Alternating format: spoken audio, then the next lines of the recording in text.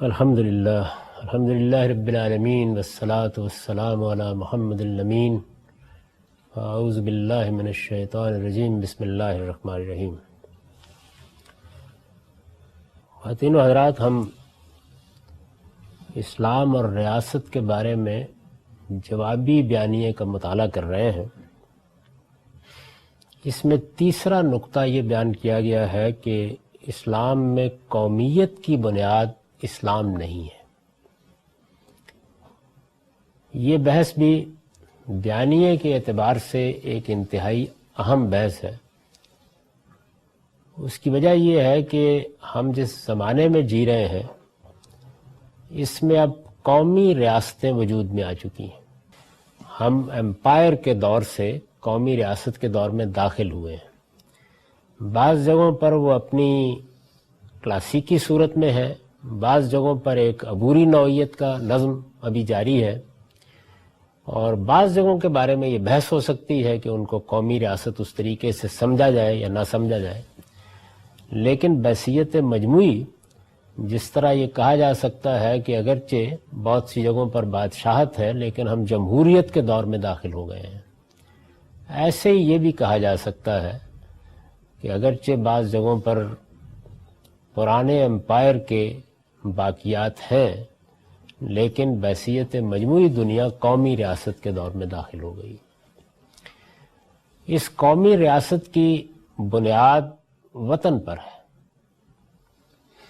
یعنی ایک علاقہ جو کسی وجہ سے اپنی ایک الگ حیت قائم کر لیتا ہے، بلکہ وجہ کے بارے میں بھی کم و بیش یہ کہا جا سکتا ہے کہ پرانے امپائر ختم ہوتے ہوتے جن جگہوں کو ایک ملک قرار دے گئے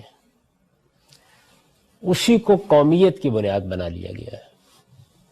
یہ بحث ہو سکتی ہے کہ ہندوستان مثال کے طور پر اگر ایک قومی ریاست ہے تو اس کا ایک حصہ الگ ہو کے اس وقت پاکستان ہے، دوسرا حصہ الگ ہو کے اس وقت بنگلہ دیش ہے، خود اس علاقے میں بھوٹان بھی ہے، نیپال بھی ہے۔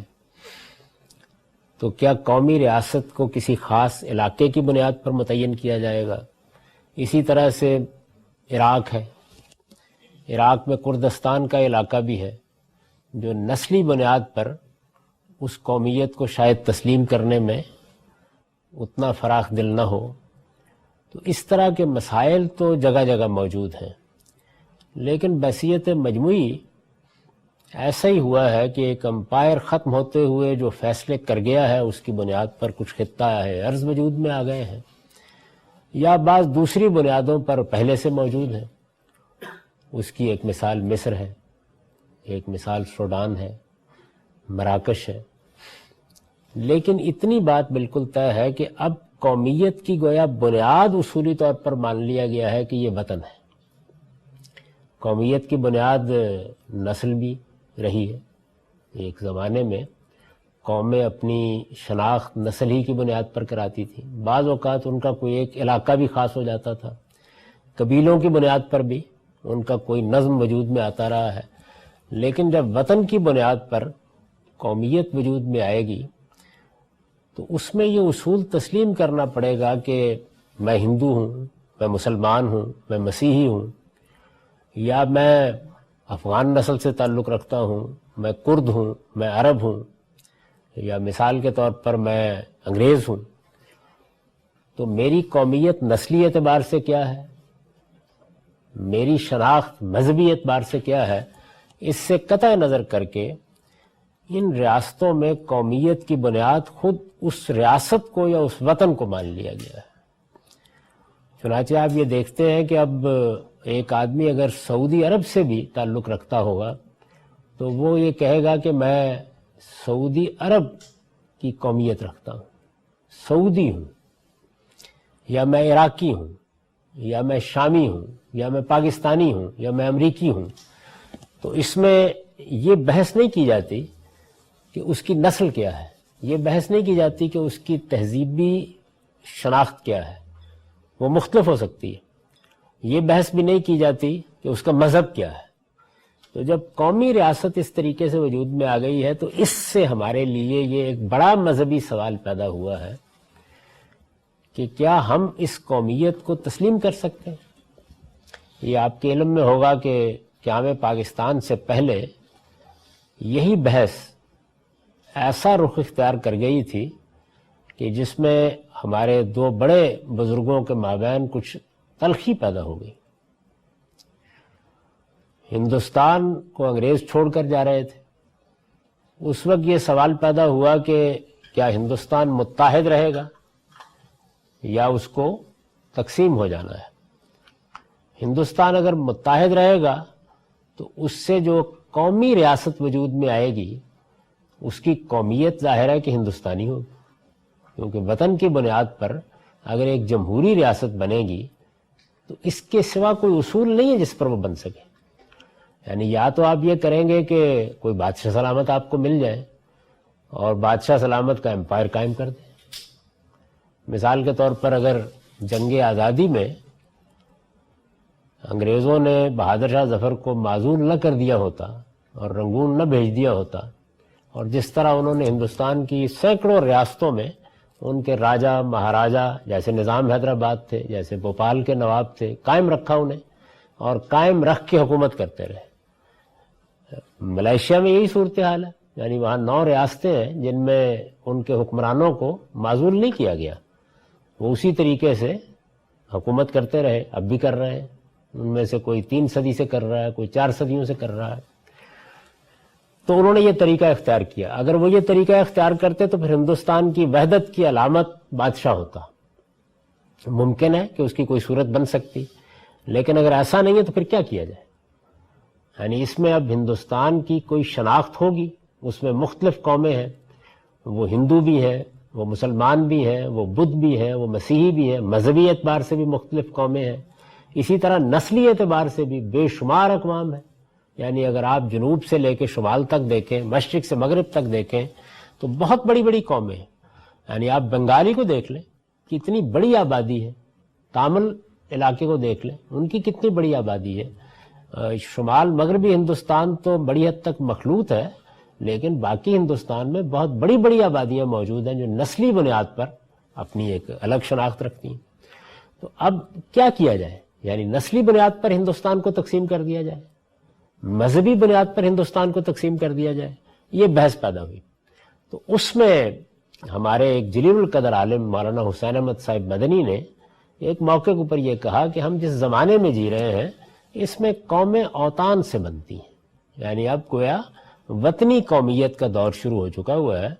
اس میں وطن کی بنیاد پر قومی شناخت قائم ہو جاتی ہے، اور اس کا لازمی نتیجہ یہ ہے کہ اگر قوم وطن کی بنیاد پر بنتی ہے تو ہندوستان ہمارا وطن ہے، تو ہم سب کے سب لوگ اس میں، خواہ ہمارا تعلق کسی الگ نسل سے ہے، الگ تہذیبی شناخت سے ہے یا الگ مذہب سے ہے، ہم اس میں رہ سکتے ہیں اور ایک متحدہ حکومت قائم کر سکتے ہیں۔ اس جملے پر بڑا سخت رد عمل ہوا بہت سے لوگوں کی طرف سے، جن میں نمایاں ترین مثال علامہ اقبال کی۔ انہوں نے مولانا حسین احمد مدنی صاحب کو براہ راست مخاطب کر کے وہ اشعار کہے جو اب ارمغان حجاز میں ہیں، اور اس میں بڑا سخت لب و لہجہ اختیار کیا۔ سرود برسر ممبر کہ ملت از وطن است، چہ بے خبر ز مقام محمد عربی است۔ یعنی حسین احمد مدنی نے، جو ایک بڑے عالم تھے دیوبند کے، ممبر پر بیٹھ کر یہ کہہ دیا ہے کہ قومیں وطن سے بنتی ہیں، ملت از وطن است۔ یہ شخص محمد عربی کے مقام سے کتنا بے خبر ہے۔ اور پھر ان کا نام لے کر کہا کہ دیوبند حسین احمدی چہ بولا جبیست، یعنی دیوبند جیسا ادارہ، اس میں حسین احمد جیسا عالم، وہ ایسی بات کر رہے ہیں، اس سے زیادہ تعجب کی بات کیا ہو سکتی ہے۔ ان کی ایک نظم بھی ہے بانگ درا میں، وطنیت بحثیت ایک سیاسی تصور کے، اس میں بھی کم و بیش یہی لب و لہجہ ہے، اور اس میں یہاں تک کہا ہے کہ یہ جو اب سیاسی وطنیت کا تصور پیدا ہو رہا ہے، جو پیرہن اس کا ہے وہ مذہب کا کفن ہے، اور خاص طور پر اس چیز کو نمایاں کیا ہے کہ اسلام تو ہر حال میں قومیت کی بنیاد خود اسلام ہی کو رکھتا ہے۔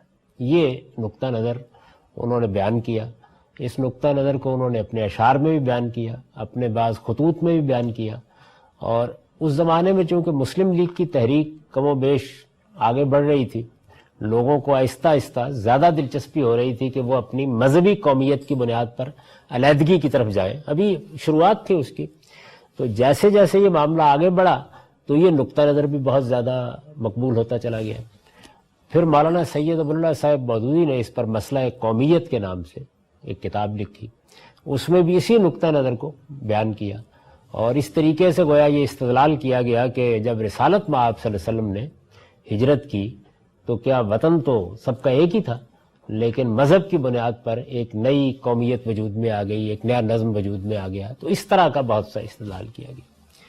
اس پر یہ ظاہر ہے کہ سوال پیدا ہوتا ہے کہ پھر ہم مسلمان اگر یہ بات صحیح ہے تو وطنی قومیت کو تسلیم کر سکتے ہیں، یعنی اگر یہ ہندوستان میں ممکن نہیں ہے تو امریکہ میں ممکن نہیں ہے، پھر یہ انگلستان میں بھی ممکن نہیں ہے، جرمنی میں بھی ممکن نہیں ہے، یہ کسی عرب ملک میں بھی ممکن نہیں ہے، کیونکہ جب یہ بات طے ہو گئی کہ اسلام میں قومیت کی بنیاد اسلامی ہے، یعنی مسلمان ایک قوم بھی ہے، مسلمان جس طریقے سے ایک مذہب رکھتے ہیں اس طرح اپنی اسی شناخت کے حوالے سے ایک قوم بھی ہے، مسلمان قوم جیسے کہا جاتا ہے۔ تو جب وہ ایک قوم بھی ہے تو پھر ظاہر ہے کہ یہ سوال نہیں پیدا ہو سکتا کہ وہ کسی اور قومی شناخت کے ساتھ اپنے آپ کو متعارف کریں۔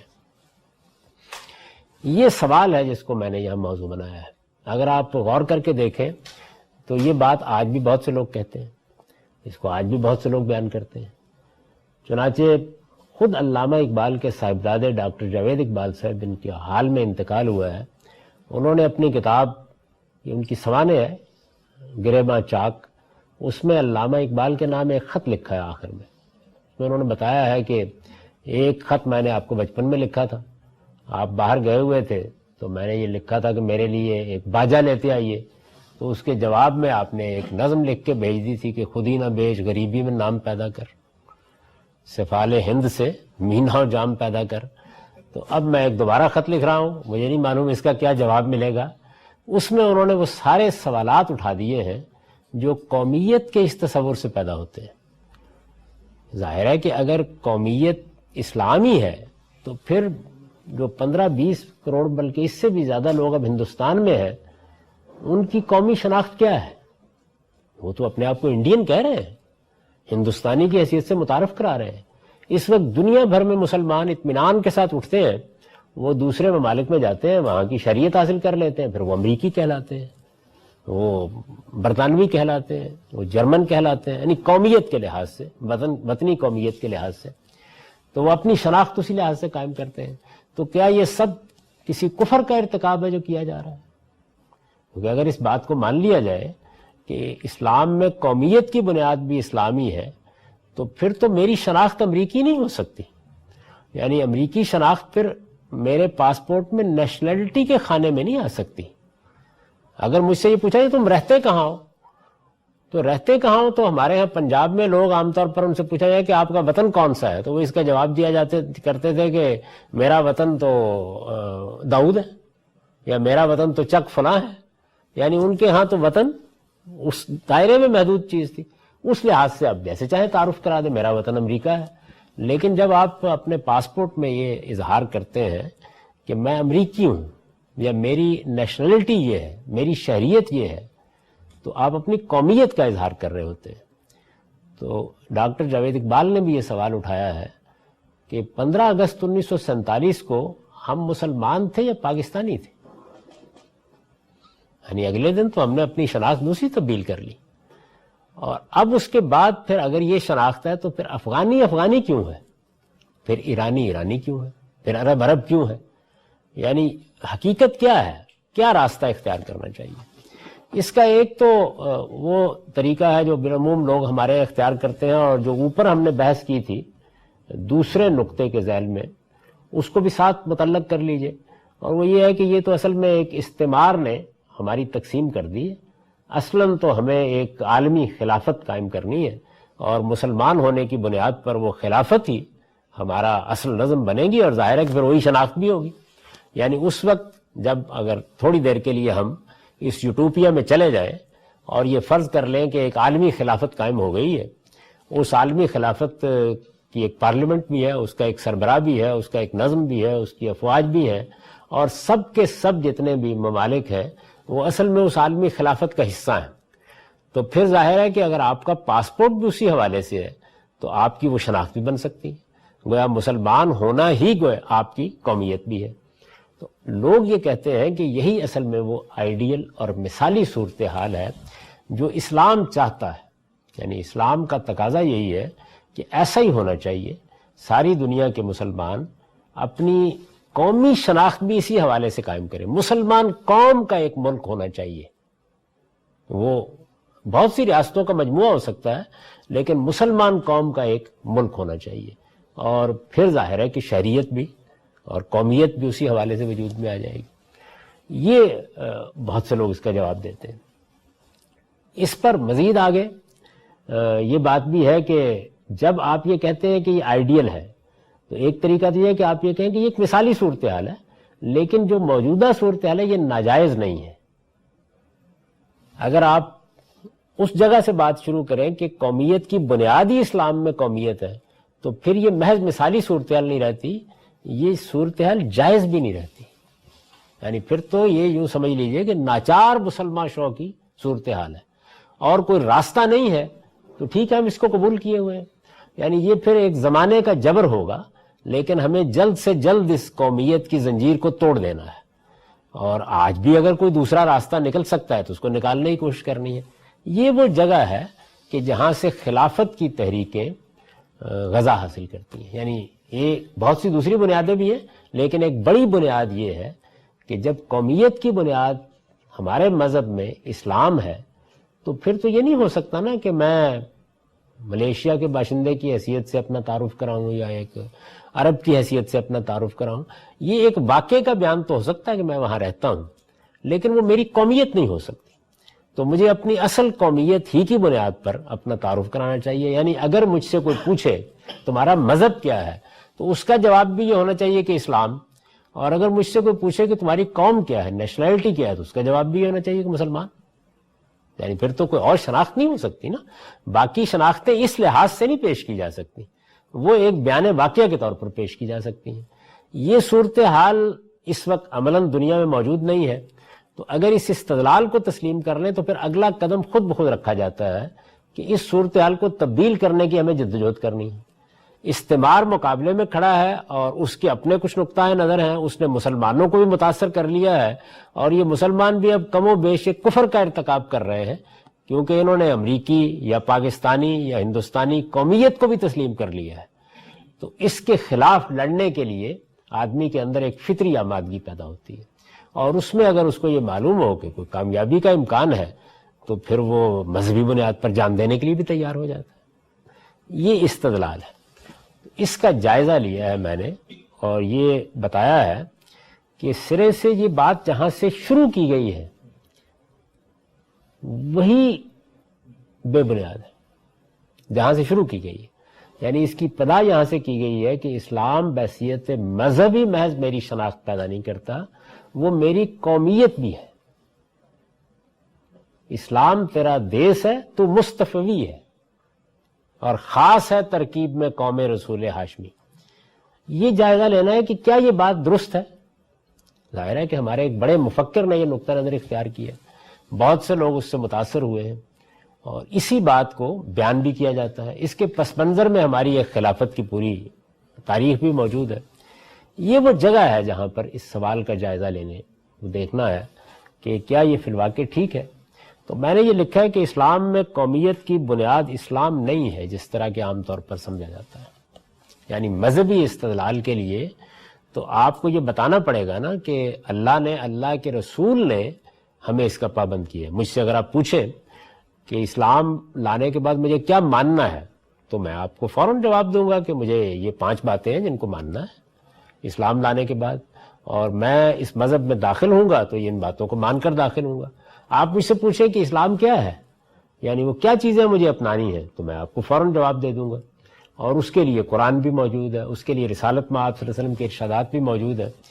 اس بات کے لیے کہ اسلام میں قومیت کی بنیاد بھی اسلام ہے، یا میری قومیت مسلمان ہونا ہے، قومیت مسلمان، میرا مذہب اسلام ہے اور اس کے لحاظ سے میں مسلم ہوں یا مسلمان ہوں، یہ ایک اور بات ہے، لیکن میری قومیت بھی مسلمان ہونا ہے، اس کی کیا دلیل ہے؟ یہ ہے سوال۔ تو میں یہ عرض کر رہا ہوں کہ اسلام میں قومیت کی بنیاد اسلام نہیں ہے جس طرح کہ عام طور پر سمجھا جاتا ہے۔ یہ جب مضمون شائع ہوا تو اس کے بعد جس طرح پہلے ہی میں عرض کر چکا ہوں، دسیوں کی تعداد میں اہل علم نے اس پر لکھا ہے، آپ اس کو پڑھ لیجئے۔ یعنی بڑا آسان معاملہ یہ تھا کہ یہ ایک بات کہی گئی ہے، اس کے جواب میں قرآن مجید کی کوئی آیت، رسالت مآب صلی اللہ علیہ وسلم کا کوئی ارشاد، کوئی بات بیان کر دی جاتی نا، مذہبی بنیاد کیا ہے؟ تو مذہبی بنیاد کوئی نہیں۔ یعنی یہ جو سارا واقعہ ہے جو ہمارے یہاں تاریخی لحاظ سے بھی بڑی اہمیت اختیار کر گیا، جس میں ہمارے بڑے بڑے مفکرین اپنا نقطہ نظر بیان کر رہے ہیں، جو اگر بظاہر دیکھیے تو بڑی ایک جذباتی صورتحال پیدا کر دیتا ہے، یہ چیز فکری سطح پر تو جب کشمکش میں آئے گی فکری سطح پر، تو اس موقع کے اوپر تو شاید کوئی بڑا مسئلہ نہ پیدا کرے، لیکن اگر یہ اس سے بڑھ کر بندوق اور تلوار سے فیصلہ کرنے کے لیے آتی ہے تو پھر وہی کچھ نتیجہ نکلے گا جو اس وقت داعش کی شکل میں نکل رہا ہے یا بعض دوسری تحریکوں کی شکل میں نکل رہا ہے۔ ذرا اگر پیچھے مڑ کے دیکھیں تو یہ بالکل واضح سی چیز ہے کہ جس وقت پاکستان کو ایک الگ ملک کے طور پر بنایا جا رہا تھا، تو ایک طریقہ تو وہ ہے نا، جیسے کہ میں مثال کے طور پر اس ساری تحریک کو دیکھتا ہوں، تو یہاں مسلمانوں کی ایک بڑی تعداد ہے، مسلمانوں نے کوشش کی، یا مسلمانوں کے لیڈروں نے، ظاہر ہے کہ ایک قوم کی لیڈرشپ ہوتی ہے، تو انہوں نے یہ کوشش کی کہ ہندوؤں کے ساتھ کوئی قابل عمل فارمولہ بنا لیا جائے جس سے ہم اکثریت کے نہاد سے بچ سکیں۔ ان کو یہ اندیشہ تھا کہ اکثریت کی بنیاد پر اگر ہندوستان میں حکومت بنتی ہے تو ہمارے حقوق آہستہ آہستہ سلب ہو جائیں گے، اور ہو سکتا ہے کہ ہمارے ساتھ مذہبی، تہذیبی اور ثقافتی لحاظ سے ایسا سلوک روا رکھا جائے کہ جو ہماری شناخت کو ختم کر دینے کا باعث بن جائے۔ اور چونکہ مسلمان اپنے ماضی کے لحاظ سے بھی ایک خاص نفسیات رکھتے تھے، جس کو قائد اعظم کی اگر آپ تقریریں سنیں تو وہ بہت زور کے ساتھ بیان کرتے ہیں کہ ہم کسی حال میں بھی، ہم ایک قوم ہیں اور ہم کسی حال میں بھی ہندوؤں کی برتری کو تسلیم نہیں کریں گے۔ یعنی وہ برتری ظاہر اکثریت کی وجہ سے نمایاں ہو رہی تھی یہاں پہ، یعنی جمہوریت کے اصول کو مانا جائے تو حکومت ان کو بنانی تھی، اور اگر جمہوریت کے اصول کو نہ مانا جائے تو پھر کیا کیا جائے؟ تو انہوں نے اس کے لیے بہت سے اقدامات کیے، 14 نکات بہت شہرت رکھتے ہیں جناح صاحب کے، ان کی بنیاد پر بھی یہ کوشش کی گئی کہ کوئی راستہ نکل آئے، لیکن کوئی راستہ نہیں نکلا۔ جب راستہ نہیں نکلا تو جو بنیاد قائم کی گئی وہ ایک سیاسی چیز ہے کہ ہم اس وقت اپنی ایک خاص شناخت رکھتے ہیں، اس خاص شناخت میں ہماری تہذیب بھی ہے، ہماری ثقافت بھی ہے، ہماری معاشرت بھی ہے، ہمارے مذہبی نقطہ نظر بھی ہیں، ان کی بنیاد پر ہماری ایک الگ شناخت ہے، اور اس شناخت کو ہم دیکھ رہے ہیں کہ وہ یہاں پہ مجروح ہوگی۔ لہٰذا جب ایک خطہ ارض میں ہماری اکثریت بھی ہے اور یہ اصول تسلیم کر لیا گیا ہے کہ جمہوریت کی بنیاد پر اور حق خود ارادی کی بنیاد پر قومیں اپنے آپ کو الگ بھی کر سکتی ہیں اور نئے ملک بھی بنا سکتی ہیں اور اپنا نظم بھی چلا سکتی ہیں، تو ہم بھی یہ مطالبہ کرتے ہیں۔ تو یہ ایک بالکل سیاسی مطالبہ ہے، اس لحاظ سے اس پر کوئی اعتراض نہیں کیا جا سکتا، یعنی مذہبی اعتراض نہیں کیا جا سکتا۔ لیکن جس وقت آپ یہ کہتے ہیں کہ ہم نے یہ اس بنیاد پر ملک بنایا ہے کہ مسلمان تو اپنی قومیت رکھتا ہے، وہ کسی دوسری قومیت کا حصہ بن کیسے سکتا ہے؟ تو پھر ڈاکٹر جاوید اقبال یہ سوال اٹھاتے ہیں کہ پھر وہ مسلمان جن کو ہم کہہ رہے ہیں کہ وہ ہندوستان میں رہے، وہ اس کا حصہ کیسے بن جائیں گے؟ اور پھر ہم جو اپنے لیے سرحدیں طے کریں گے، ان سرحدوں کو بھی تو وہ حیثیت نہیں ملنی چاہیے جو اس وقت ہم نے دے رکھی ہوئی ہے، یعنی ان کے اندر فطری توسیع ہونی چاہیے، ان کو آگے بڑھنا چاہیے۔ پھر اس کے بعد باقی مسلمان ملکوں کو بھی ہمیں دعوت دینی چاہیے کہ یا ہم تمہارا حصہ بنتے ہیں یا تم ہمارا حصہ بنو گے۔ پھر اس کے بعد جو اس وقت قومیت کی بنیاد پر مختلف شناختیں قائم ہو گئی ہیں، ان کو بھی ہمیں ہدف بنانا چاہیے، یعنی واقع میں تو وہ موجود ہے لیکن پھر وہ ہمارا ہدف ہونی چاہیے کہ ان کا خاتمہ ہو۔ اس تحریک کو، یعنی پاکستان کی تحریک اگر قومیت اسلام کی بنیاد پر اٹھائی گئی ہے تو پھر اس تحریک کو آپ روک نہیں سکتے پاکستان پر، پھر وہ توسیع چاہے گی، یعنی وہ دوسری قوموں کو پھر یہ کہے گی کہ تم لوگ غلط جگہ پہ کھڑے ہو۔ یعنی یہ افغانی ہونا اور یہ ترک ہونا اور یہ تتاری ہونا یہ تمہارے شان شان ہی نہیں ہے. تم اپنے آپ کو اس سے بلند کرو اور وہ شناخت قبول کرو جو تمہیں تمہارے مذہب نے دی ہے, اور وہ ایک مسلمان قوم کی شناخت ہے, اور یہی شناخت ہے جس کی بنیاد پر تمہاری مملکت بھی قائم ہونی چاہیے, تمہارا سیاسی نظم بھی قائم ہونا چاہیے. پھر تو ہمیں اس کی دعوت دینی چاہیے. اسی طریقے سے اس کو ہم پھر کیسے قبول کر لیتے ہیں؟ یعنی 14 اگست 1947 کو ہم جو جنگ لڑ رہے تھے وہ 15 اگست کو اس صورت میں کیوں تبدیل ہو گئی کہ اب ہم یہ کہہ رہے ہیں کہ ہم پاکستانی ہیں, اور سب سے مطالبہ کر رہے ہیں کہ اپنے آپ کو پاکستانی کہیے.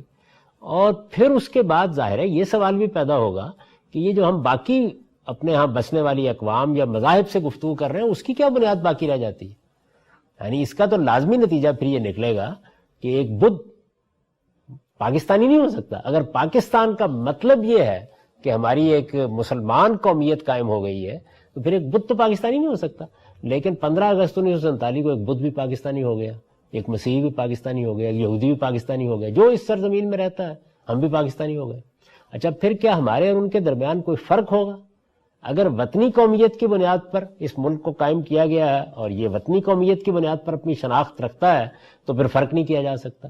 اگر مذہب کی بنیاد کے اوپر آپ نے اپنی قومیت قائم کی ہے تو جس طرح آپ کو ذمہ داری اٹھانی پڑے گی کہ جو لوگ ہندوستان میں ہیں ان کے لیے بھی اپنے دروازے کھولیں, اسی طرح آگے بھی توسیع کے لیے بڑھنا پڑے گا.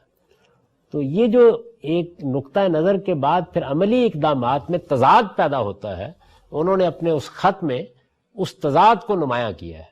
یعنی اس کے جتنے اہم نکات تھے ان کو بالکل نمایاں کر کے سامنے رکھ دیے کہ یہ بتائیے اس وقت آپ تو وہاں بیٹھے ہوں گے اللہ تعالیٰ کے پاس, تو وہاں سے اب ایک خط لکھیے اور بتا دیجئے کہ اب اس مسئلے کا کیا حل ہے, اس تضاد کو کیسے رفع کیا جائے. تو یہ تضاد جس جگہ سے اٹھا ہے وہ میں عرض کر رہا ہوں کہ وہ جگہ دیکھنا چاہیے. یعنی ہمیشہ جب آپ کسی چیز کا جائزہ لیتے ہیں تو آپ کو یہ دیکھنا چاہیے کہ جس بنیاد سے بات کی جا رہی ہے وہ بنیاد بھی اپنی جگہ ثابت ہے یا نہیں ثابت. تو اسلام میں یہ کس جگہ لکھا ہوا ہے کہ جیسے ہی ہم مذہب اسلام کو قبول کرتے ہیں, آج مثال کے طور پر ایک انگریز ہے, آپ نے اس کو دعوت دی, وہ اسلام قبول کر لیتا ہے, تو اب اس کی قومیت انگریز نہیں رہے گی, اس کی قومیت برطانوی نہیں رہے گی. یعنی اپنی جگہ بیٹھ کے نہ سوچئے نا, اس لیے کہ ہم تو ایک صدیوں کا پس منظر رکھتے ہیں. میں گیا, آپ گئے, ہم نے جا کر کسی جرمن کو دعوت دی کہ آپ مسلمان ہو جائیے. اچھا اس سے آگے بڑھ کے مزید دیکھیے, اگر جرمن قوم کی اکثریت اسلام کی دعوت قبول کر کے مسلمان ہو جائے اور وہ اپنا ایک ملک چلا رہے ہیں, جرمنی ان کا ملک ہے, اس کی حکومت قائم ہے, اس کی ایک شناخت قائم ہے, ان کی قومیت بھی وہی ہے, تو آپ کیا کہیں گے؟ یعنی آج سے ان کو اپنی یہ شناخت ختم کر دینی چاہیے. اب جرمن قوم کی الگ کوئی ریاست قائم نہیں رہ سکتی, اور اگر وہ قائم ہے تو محض ایک عبوری انتظام ہے, اس سے زیادہ اس کی کوئی حیثیت نہیں ہے. باقی دنیا میں اب ایک اسلامی ریاست ہی قائم ہونی ہے. اب اسلامی ریاست یعنی عثمانی میں نہیں جیسے ہمارے یہاں بولا جا رہا ہے, عالمی اسلامی ریاست. کیا یہی چیز ہے جو اسلام کا مقصود ہے؟ تو یہ بات کہنے کو تو علامہ اقبال نے بھی کہہ دی, اس کے بارے میں اشعار بھی لکھ دیے, باقی لوگوں نے بھی کہہ دی, بہت سے لوگ بیان بھی کرتے ہیں اس کو. لیکن جب اس کو آپ زمین پر لا کر دیکھتے ہیں تو سب سے پہلا سوال یہ اٹھتا ہے کہ کیا ایسا اسلام نے پابند کیا ہے؟ یعنی اللہ تعالیٰ نے ہم کو یہ کہا ہے کہ جیسے ہی کوئی آدمی مسلمان ہو, یعنی ابھی تک تو یہ ثابت نہیں کیا جا سکا کہ اگر کوئی جوزف مسلمان ہو جائے تو اس کو یوسف بننا ہے, یہ لازم ہے. ہمارے ہاں تو نام بھی آپ کوئی دینی استدلال نہیں کر سکتے کہ اسے تبدیل کرنا ہے. ایک آدمی جارج ہے, وہ اپنا نام یہی رکھتا ہے, مسلمان ہونے کے بعد تبدیل کریں گے. بیان کیا جاتا ہے نا یہ جو حدیثوں میں ایک نام آتا ہے صحابی ہے غالباً جریج, یہ جارج ہی کی تعریب ہے, تو کہیں گے کہ بھائی کم سے کم جریج تو ہو جاؤ, جارج نہ سے. تو کیا یہ کہا جائے گا اس کو؟ یعنی آپ دیکھیے نا کہ اگر یہ بنیاد ہے کہ مذہب کی تبدیلی کے ساتھ نام تبدیل کرنا بھی ضروری ہے تو آپ کو اس کی دلیل دینی پڑے گی نا. مذہب کی تبدیلی کے ساتھ لباس تبدیل کرنا بھی ضروری ہے, اس کے لیے بھی دلیل دینی پڑے گی. مذہب کی تبدیلی کے ساتھ قومیت تبدیل کرنا بھی ضروری ہے, دلیل دینی پڑے گی اس کی. تو یہ بات ہے جو میں عرض کر رہا ہوں کہ اسلام میں اس کی کیا بنیاد ہے. یہ بات مجھے اچھی لگ سکتی ہے, علامہ اقبال کے اشعار کی میں داد دے سکتا ہوں, لیکن میں بھی پوچھنے کی جسارت تو کروں گا کہ یہ جو بات آپ فرما رہے ہیں اس کے پیچھے استدلال کیا ہے. مذہب مجھے کس طرح پابند کرتا ہے اس بات کا. یعنی آپ موجودہ دنیا کو استعمار کو سامنے رکھ کے دیکھ رہے ہیں نا. ایک بڑا امپائر، برطانوی امپائر قائم تھا، معاف کیجیے، برطانوی امپائر نے اپنے سیاسی مسائلے کو سامنے رکھ کر ملکوں کو تقسیم کر دیا. ایک لحاظ سے آپ کہہ سکتے ہیں نسلی بنیاد پر بھی قومیں تقسیم ہو گئی. یعنی آپ اپنے ملک میں دیکھ لیں کہ وہ جو اوپر کی پٹی ہے، اگر آپ نسلی بنیاد پر ملک بنائیں تو ہمارا صوبہ خیبر پختونخوا اور افغانستان کی پٹی جس میں پختون بستے ہیں اس پہ ایک ملک بننا چاہیے. تو اس کے خلاف ایک آدمی یہ کہہ سکتا ہے کہ ملکوں کی بنیاد نسلوں پر ہونی چاہیے، یا وہ کہہ سکتا ہے کہ ملکوں کی بنیاد زبان پر ہونی چاہیے، زبان کے اشتراک کے بغیر ملک نہیں بننے چاہیے. جو بھی بات آپ کہیں گے آپ کہنے کو کہہ سکتے ہیں دنیا میں، لیکن دو ہی طریقے سے استدلال کیا جا سکتا ہے. ایک یہ ہے کہ آپ کا استدلال مذہبی ہے، اور دوسرا یہ ہے کہ آپ کا استدلال عقلی ہے. دو ہی صورتیں ہو سکتی ہیں. تو عقلی استدلال تو کوئی آدمی کر سکتا ہے. مثلا یہ کہا جا سکتا ہے کہ ایک ملک کے اندر اچھی وحدت پیدا کرنے کے لیے یہ بڑا ضروری ہے کہ آپ ملکوں کی تقسیم نئے سرے سے کریں، اور اس تقسیم میں زبان کو بنیاد بننا چاہیے، ورنہ بڑے مسائل پیدا ہو جاتے ہیں، کمیونیکیشن کے مسائل پیدا ہو جاتے ہیں اور اس طرح کے. یا نسل کو بننا چاہیے، کیونکہ یہ قومیت کی فطری بنیادیں ہیں. دنیا کے اندر جو قومیتیں وجود میں آئی ہیں ان کی فطری بنیادیں یہی ہیں. نسل کی بنیاد پر آ جائے گی، رنگ کی بنیاد پر آ جائے گی، زبان کی بنیاد پر آ جائے گی، تہذیبی یا ثقافتی شناخت قومیت کا باعث بن جاتی ہے. یہ اس وقت موجود ہے. تو آپ ان کے حق میں سے ان کی بنیاد پر آپ کہہ سکتے ہیں کہ ملکوں کی تقسیم یا ریاستوں کی تقسیم میں بھی اسی کا لحاظ رکھنا چاہیے. میں یہ نہیں کہہ رہا کہ کہیں، میں یہ کہتا ہوں کہ یہ کہیں گے تو استدلال کہاں سے کریں گے؟ استدلال کی بنیاد عقلی ہوگی. آپ کا استدلال غلط ہو سکتا ہے، صحیح ہو سکتا ہے. آپ استدلال کریں گے، مجھے حق حاصل ہے کہ میں اس پہ تنقید کروں، میں کروں گا، آپ کو حق حاصل ہے کہ آپ اس پہ تنقید کریں. مذہبی استدلال اگر آپ پیش کر رہے ہیں تو پھر تو آپ کو بتانا پڑے گا نا کہ یہ قرآن مجید میں کہاں لکھا ہوا ہے، یہ پیغمبر صلی اللہ علیہ وسلم نے کہاں ارشاد فرمایا ہے، کس جگہ اس کو اسلام کے قبول کرنے کے شرائط میں شامل کیا. پھر تو ہونا چاہیے نا. اگر اسلام کی بنیاد یعنی قومیت کی بنیاد بھی اسلام میں اسلام ہی ہے تو پھر تو مجھے اسلام قبول کرتے ہی سب سے پہلے اپنی قومیت سے دستبردار ہونا ہوگا. اس کا لازمی نتیجہ یہ ہے. تو میرے نزدیک اس میں یہ ہے کہ بہت سی باتیں ایسی ہوتی ہیں جو لوگ کہتے رہتے ہیں لیکن کبھی تجزیہ کر کے دیکھتے نہیں ہیں کہ وہ بات وہ کیسے کہہ رہے ہیں. اچھا، چونکہ اس بات کے بارے میں یہ بھی خیال ہوتا ہے کہ یہ کہنی ہے، ماننی تو نہیں ہے نا. اس وقت تو صورتحال یہی ہے. یعنی کہنے کو تو سب لوگ کہہ رہے ہیں لیکن عمل سب کا اس کے خلاف. یعنی کیا اس کے بعد یہ ہوا کہ جو لوگ یہ بات کہتے ہیں بہت زور شور کے ساتھ، خواہ وہ علامہ اقبال رحمۃ اللہ علیہ کے متوسلین ہوں، مولانا سید اکبر اللہ مودودی صاحب کے متوسلین ہوں، کیا فی الواقع وہ کسی دوسری قومیت کو اپنی قومیت کی حیثیت سے بیان کرنے کے لیے تیار نہیں ہے؟ یعنی انہوں نے اس کو مسئلہ بنایا ہے کہ پاکستانی پاسپورٹ پہ نہیں لکھا جانا چاہیے پاکستانی قومیت. وہ امریکہ کی یا کسی اور ملک کی شہریت نہیں لیتے. مذہبی مسئلہ ہے تو پھر تو بہت بڑا مسئلہ ہے نا. اچھا، آپ یہ خیال نہ کیجئے کہ پھر یہ احکام میں سے ایک حکم ہوگا.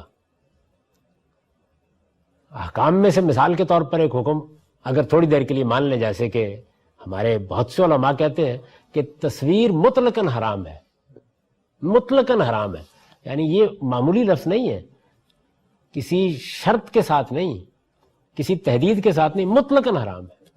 اچھا، مطلقاً حرام ہے، چلیے پھر بھی اسلام کے احکام میں سے ایک احکام ہوا اور پھر بہت خشوع و خضوع کے ساتھ سب اس کی خلاف ورزی کرتے ہیں تو تھوڑی دیر کے لیے نظر انداز کر دیجئے. لیکن قومیت کے معاملے میں تو آپ یہ نہیں کہہ سکتے. یہ پھر احکام میں سے ایک حکم نہیں ہوگا. یہ تو پھر ایسے ہونا چاہیے جیسے کہ روایت میں آتا ہے کہ جبریل امین نے آ کے سوالات کیے رسالت میں، آپ سے پوچھا کہ یا رسول اللہ اخبرنی عن الاسلام، پھر اس کے جواب میں آنی چاہیے یہ بات. پھر یہ بات اتنی چھوٹی سی نہیں رہی. یعنی اگر میری قومیت بھی اسلامی ہے، یعنی اگر اس بات کو مان لیں تھوڑی دیر کے لیے میری قومیت بھی اسلامی ہے، تو پھر یہ احکام میں سے ایک حکم نہیں رہتا، پھر یہ بنیادی ارکان میں شامل ہو جائے گا. تو وہ بیان کیا جاتا ہے ایک بزرگ صوفی کے بارے میں کہ ان سے کسی نے پوچھا کہ اسلام کے ارکان کتنے؟ ان کا 6 ہے. کبھی 5 تو سنے تھے، یہ 6ٹھا کہاں سے آیا؟ انہوں نے کہا یہ کبھی تجربہ ہوگا معلوم ہو جائے گا، 6ٹھا روٹی ہے. تو پھر تو اس کو بھی ساتواں ہونا چاہیے. روٹی کے حق میں بھی استدلال کیا جا سکتا ہے, یہاں بھی بڑا جذباتی استدلال کیا گیا ہے. تو یہ معمولی بات نہیں ہے. یعنی یہ بات جب کہی جاتی ہے کہ اسلام میں قومیت کی بنیاد بھی اسلامی ہے, تو اصل میں اس کا مطلب یہ ہوگا کہ میرا مسلمان ہونا یہ اس بات کو لازم کر رہا ہے کہ مجھے اپنی باقی ساری شناختوں سے اب دستبردار ہو جانا ہے. وہ ایک بیان واقعہ تو ہو سکتی ہیں, وہ میری اب قومی شناخت نہیں بن سکتی. یہ ممکن نہیں ہے کسی طریقے سے بھی. اچھا, اور ظاہر ہے کہ اگر اسلام میں قومیت کی بنیاد بھی اسلام میں اسلامی ہے, تو پھر میری ریاست یا مسلمان ریاست اس کی تو بنیاد بھی یہی ہوگی نا. یعنی پھر کسی اور قوم کے ساتھ مل کے میں ریاست مل کے نہیں بنا سکتا. وہ کوئی مجبوری ہو سکتی ہے, کوئی ایسی صورتحال ہو سکتی ہے جس میں قرآن مجید نے یہ کہا ہے کہ اگر کوئی اقرا کی نوبت آ گئی ہے, بہت مجبوری ہو گئی ہے, تو تم کلمہ کفر بھی کہہ سکتے ہو. پھر یہ کلمہ کفر ہی ہوگا, اس سے چھوٹی چیز نہیں ہے. اور مجھے اپنا کوئی عذر پیش کرنا ہے, کوئی چیز پیش کرنی ہے, یہ سادہ بات نہیں. اسلام میں قومیت کی بنیاد اگر اسلام ہے تو پھر یہ میری شناخت ہوگی. پھر مجھے اسلام قبول کرتے ہی اپنی ہر شناخت سے دستبردار ہونا ہوگا. یہ پھر اتنی بڑی بات ہے, اور یہ اگر اتنی بڑی بات ہے تو پھر رسالت مآب صلی اللہ علیہ وسلم کو بھی جبریل امین کے سوال کے جواب میں وہ 5 باتیں نہیں کہنی چاہیے تھی, اس کے ساتھ یہ بھی کہنی چاہیے تھی. یعنی اس پہ پھر اکتفا نہیں کیا جا سکتا. آپ قرآن مجید کو شروع سے لے کے آخر تک پڑھ جائیے. اسی طریقے سے آپ حدیثوں کے سارے ذخیرے پر نظر ڈال لیجئے, آپ کو یہ مضمون بھی کہیں نہیں ملے گا. یعنی قومیت کا مسئلہ ہی زیر بحث نہیں ہے. تو اس سے یہ بات بالکل واضح ہو جاتی ہے کہ یہ جتنا بھی خطابت کا مظاہرہ ہے یہ اپنی جگہ پر بڑی اہمیت رکھتا ہوگا, لیکن یہ بالکل بے بنیاد ہے, بیس لیس ہے. اس کے بارے میں کوئی مذہبی استدلال نہیں پیش کیا جا سکتا. اسلام میں قومیت کی بنیاد اسلام نہیں ہے جس طرح کہ عام طور پر سمجھا جاتا ہے. یہ میں نے اس لیے کہا عام طور پر سمجھا جاتا ہے کہ آپ کسی آدمی سے بات کر کے دیکھ لیجئے, وہ ان سارے تضادات کے باوجود یہ بات کہہ دے جی اسلام میں تو قوم, ہماری تو قوم مسلمان ہے, مسلمان قوم یہ اصل میں ہماری شناخت ہے, یہ ہم پہلے مسلمان ہیں اور یہی چیز ہے جس کو ہم بیان کریں گے. اس کے بعد باقی چیزیں تو بس ایک واقعہ ہیں جس کا ہم کبھی کبھی اظہار کر دیتے ہیں. تو یہ بالکل بے بنیاد بات ہے جیسے کہ عام طور پر سمجھا جاتا ہے. قرآن و حدیث میں کسی جگہ یہ نہیں کہا گیا کہ مسلمان ایک قوم ہے. یعنی ایک تو یہ نا حکم دیا جاتا, ایک یہ کہ اسلام کی بنیاد قرار دیا جاتا, جیسے کہ میں نے عرض کیا ہے اسلام کی بنیاد قرار دیا جاتا تو پھر تو بڑی غیر معمولی بات ہوتی اور وہی ہونی بھی چاہیے تھی. اگر ایسا ہوتا حکم ہی دے دیا جاتا کسی جگہ, ایسا بھی نہیں. یعنی اگرچہ وہ بات پھر اتنی غیر معمولی نہ ہوتی, لیکن بہرحال اللہ کے احکام میں سے ایک حکم ہوتا, اللہ کے پیغمبر کے ارشادات میں سے ایک واجب الاطاعت بات ہوتی, لیکن ایسا بھی نہیں. قرآن و حدیث میں کسی جگہ یہ نہیں کہا گیا کہ مسلمان ایک قوم ہے یا انہیں ایک ہی قوم ہونا چاہیے. نہ یہ کہا گیا ہے کہ مسلمان ایک قوم ہے, نہ یہ کہا گیا ہے کہ اسلام میں قومیت بھی شامل ہے, نہ یہ کہا گیا ہے کہ ان کو ایک قوم ہونا چاہیے. ان میں سے کوئی بات نہیں کہی گئی, بلکہ یہ کہا گیا ہے کہ انما المؤمنون اخوہ, مسلمان آپس میں بھائی بھائی. یہ بالکل ایک دوسری تعبیر ہے اور یہی صحیح تعبیر ہے. یہ تعبیر خود قرآن مجید نے اختیار کی ہے, اور اس جگہ اختیار کی ہے جہاں وہ مسلمانوں کے اندر ایک ربط مذہب کی بنیاد پر پیدا کرنا چاہتا ہے.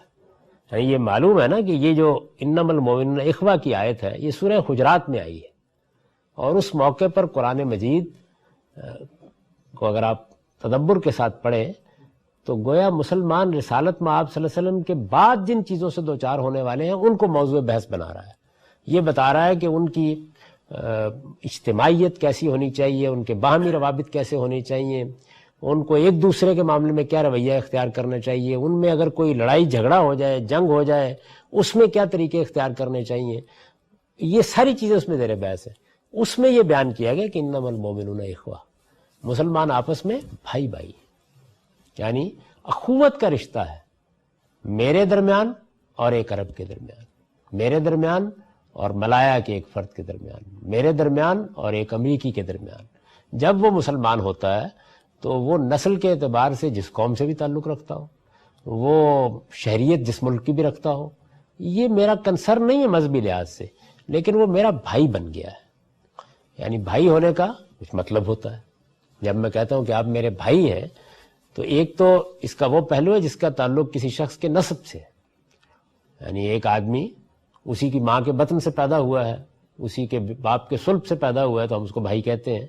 لیکن وہ جو تعلق پیدا ہوتا ہے وہ تعلق جب مجازی تعبیر اختیار کرتا ہے تو اس کا بھی کچھ مطلب ہوتا ہے جس کو ہم جانتے ہیں، تو میں نے اس کی وضاحت کی۔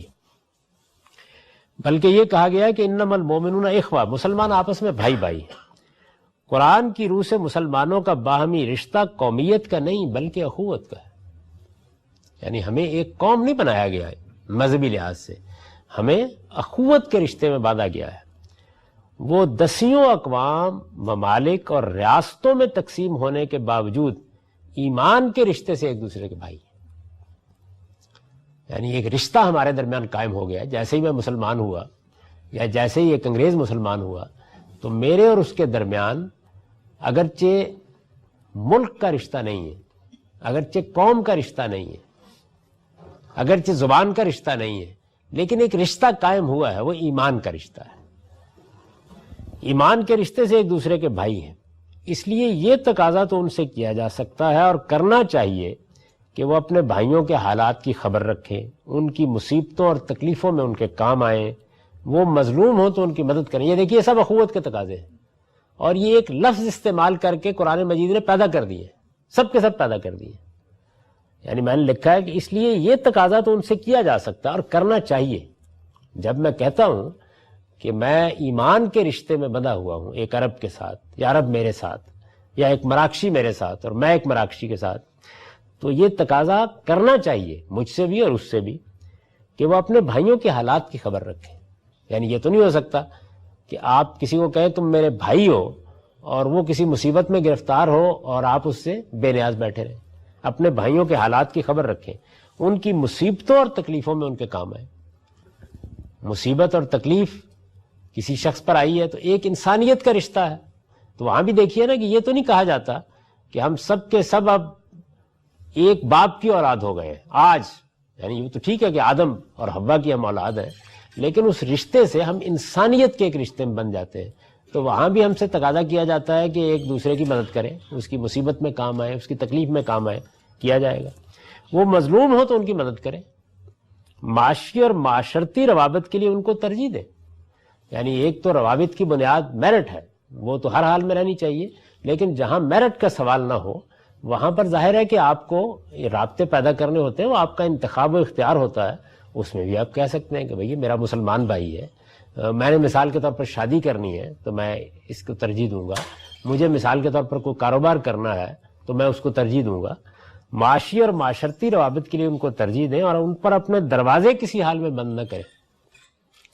یعنی یہ اس وقت دروازے بند کیے گئے ہیں، لیکن یہ اخوت کا تقاضا ضرور ہے کہ یہ بند نہ کیے جائیں، مگر یہ تقاضا نہیں کیا جا سکتا کہ اپنی قومی ریاستوں اور قومی شناخت سے دستبردار ہو کر لازماً ایک ہی قوم اور ایک ہی ریاست بن جائے۔ یعنی نہ یہ تقاضا مذہب نے کیا ہے کہ تمہاری قومیت ایک ہونی چاہیے، نہ یہ تقاضا کیا کہ تمہاری ریاست ایک ہونا چاہیے، مذہبی تقاضا نہیں ہے۔ یعنی کسی ضرورت کے تحت کسی دنیاوی مسئلے کو حل کرنے کے لیے آپ نے مسلمان قوم کی بنیاد پر کوئی فیصلہ کر لیا، ایک شناخت بن چکی ہے ہماری، اب مسلمان قوم ہے، شناخت بن چکی ہے، میں اس کا انکار نہیں کر رہا۔ یہ مذہب نے بنائی ہے یا مذہب کہتا ہے کہ بننی چاہیے، اس کا انکار کر رہا، وہ تو موجود ہے، ایک واقعہ ہے، آپ اس کی بنیاد پر کوئی اقدام کرنا چاہتے ہیں۔ میں یہ کہتا ہوں آپ یہ کہتے ہیں کہ ہم مسلمان مل کے اپنی ایک حکومت بنانا چاہتے ہیں، اچھی بات ہے، کوئی قابل اعتراض بات نہیں، ضرور بنائیے۔ آپ کہتے ہیں کہ دنیا کے اندر اگر یونائٹڈ اسٹیٹس آف امریکہ وجود میں آ سکتی ہے تو یونائٹڈ اسلامک اسٹیٹس کیوں نہیں وجود میں آ سکتی؟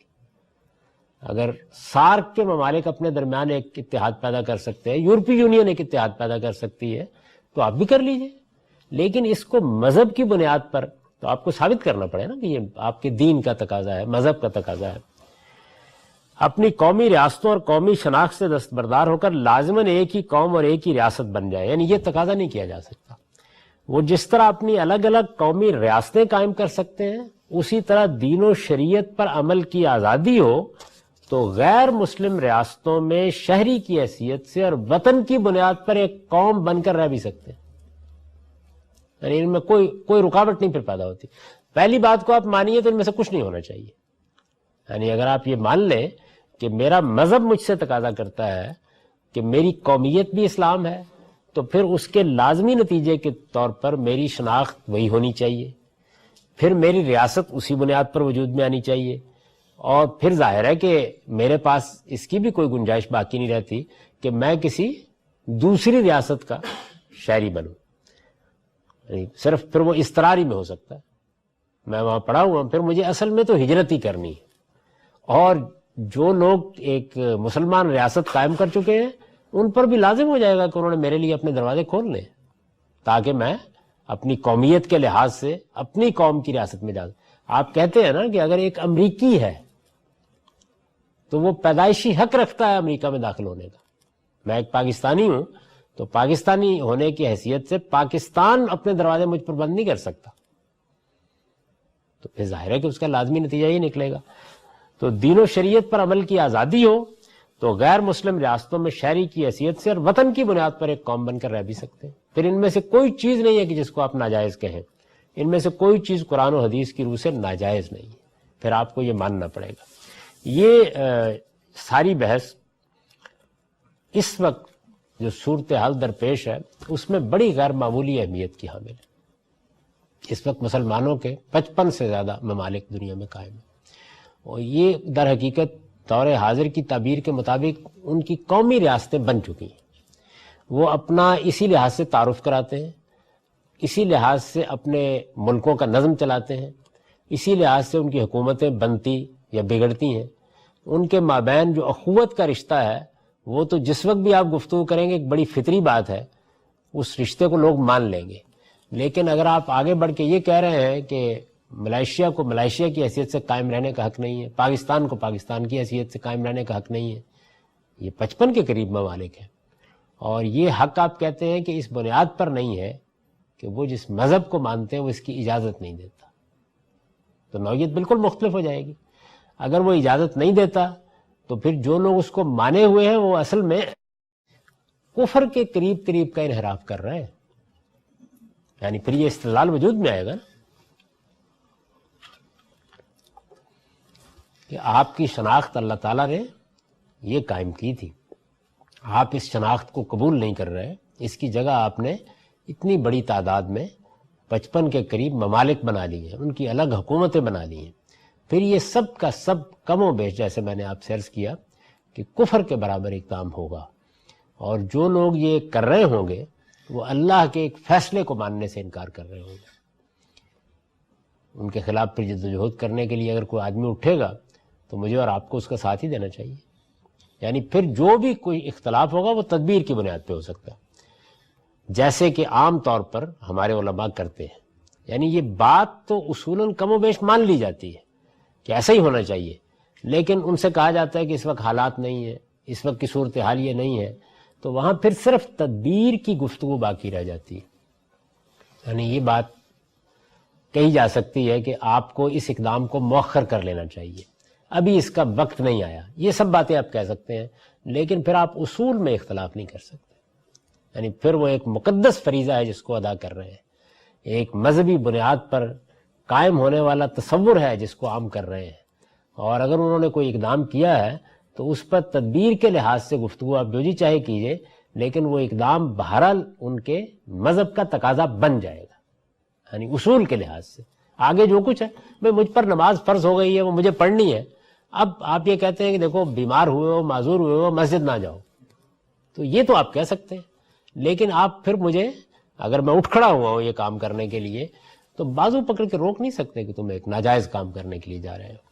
اس چیز کو اس میں بیان کیا گیا ہے، تو وہ آپ اس کو بالکل اگر برابر آپ رکھ دیں تو ایک استدلال یہ ہوگا خلاصے کے طور پر کہ یہ کہا جائے گا کہ اسلام میں مذہب کی بنیاد بھی اسلام اور قومیت کی بنیاد بھی اسلام ایک مذہب بھی ہے اور وہ میری قومیت بھی ہے، جیسے کہ مولانا سید ابواللہ صاحب مودودی نے ایک موقع کے اوپر یہ کہا ہے کہ اسلام ایک ریاست ہے، یعنی وہ اپنے پورے وجود کے لحاظ سے ایک اسٹیٹ ہے، پھر یہ کہا جائے گا کہ اسلام ایک مذہب بھی ہے، اسلام ایک قومیت بھی ہے، اور جب وہ ایک قومیت ہے تو اصل میں پھر پوٹینشلی بالقوہ ریاست بھی ہے. وہ آج قائم ہوا ہے، کل قائم نہیں ہوگا، وہ ایک الگ بات ہے، لیکن یہ عملی صورتحال ہوگی. تو جب وہ یہ سب کچھ ہے تو پھر اسلام کو ایک ریاست بننا چاہیے. اس کے لیے جدوجہد ہونی چاہیے، اس کے لیے خدا کے کچھ بندوں کو اٹھنا چاہیے، انہیں یہی نعرہ لے کے دنیا کے سامنے جانا چاہیے، اپنا یہ پیغام پہنچانا چاہیے.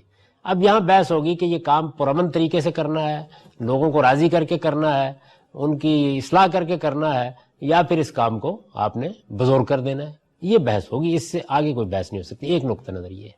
اور دوسرا نقطہ نظر وہ ہے جس کو میں پیش کر رہا ہوں کہ جب آپ بالکل دیانتداری کے ساتھ اس سارے استدلال کا جائزہ لیتے ہیں تو یہ واضح ہو جاتا ہے کہ یہ ایک بے بنیاد تصور ہے، اس طرح کی کوئی چیز نہیں ہے. آپ نے اگر استدلال کرنا ہے تو یہ استدلال کیجئے کہ مسلمانوں کو ایسا کرنا چاہیے، یہ ان کے وجود کے لیے ایک اچھی چیز ہے، یہ ان کے دنیا میں سربلند ہونے کے لیے ایک اچھی چیز ہے، وہ دنیا میں اپنا مقام اس سے محفوظ کر سکتے ہیں، وہ دوسری قوموں کے مقابل میں ایک بڑی طاقت بن سکتے ہیں. یہ جتنا استدلال بھی آپ کریں گے یہ ایک علمی اور عقلی استدلال ہوگا. یہ آپ ضرور کریں، اس کی جدوجہد کرنے کا کوئی لائحہ عمل بنائیں، اس پر بھی مجھے کوئی اعتراض نہیں ہے. لیکن جس وقت آپ مذہبی استدلال کریں گے تو پھر میں وہی باتیں کہوں گا جو میں نے عرض کر دی ہیں کہ اسلام میں قومیت کی بنیاد اسلام نہیں ہے. اسلام جو رشتہ قائم کرتا ہے وہ اخوت اور بھائی چارے کا رشتہ ہے. اس کے بھی کچھ تقاضے ہیں، وہ ہم میں سے ہر مسلمان کو ملحوظ رکھنے چاہیے. لیکن یہ بات کہ ہم وطن کی بنیاد پر قوم بن کے نہیں رہ سکتے، نہیں، اگر میں ایک مسلمان ہوں اور میں ہندوستان میں رہتا ہوں تو میری قومیت انڈین ہو سکتی ہے، میری قومیت افغان ہو سکتی ہے، میری قومیت عرب ہو سکتی ہے. یہ میری قومی شناخت ہے. یہ نسل کی بنیاد پر بھی ہو سکتی ہے، یہ زبان کی بنیاد پر بھی ہو سکتی ہے، اور یہ وطن کی بنیاد پر بھی ہو سکتی ہے. ان شناختوں کو میں آگے ایک نظم میں بھی تبدیل کر سکتا ہوں. یعنی ایک قوم نسل کی بنیاد پر اپنا ایک نظم قائم کر سکتی ہے، ایک قوم وطن کی بنیاد پر اپنا ایک نظم قائم کر سکتی ہے. یہ ساری چیزیں ضرورت کے لحاظ سے ہو سکتی ہیں، ان میں سے کوئی چیز ناجائز نہیں ہے. اسی طریقے سے آگے بڑھ کر یہ کہا جا سکتا ہے کہ مذہب کی بنیاد پر بھی اپنی وہ شناخت قائم کرنا چاہے کر لیں، لیکن یہ مذہب کا حکم نہیں ہے، مذہب کا تقاضا نہیں ہے، مذہب اس کو لازم نہیں کرتا.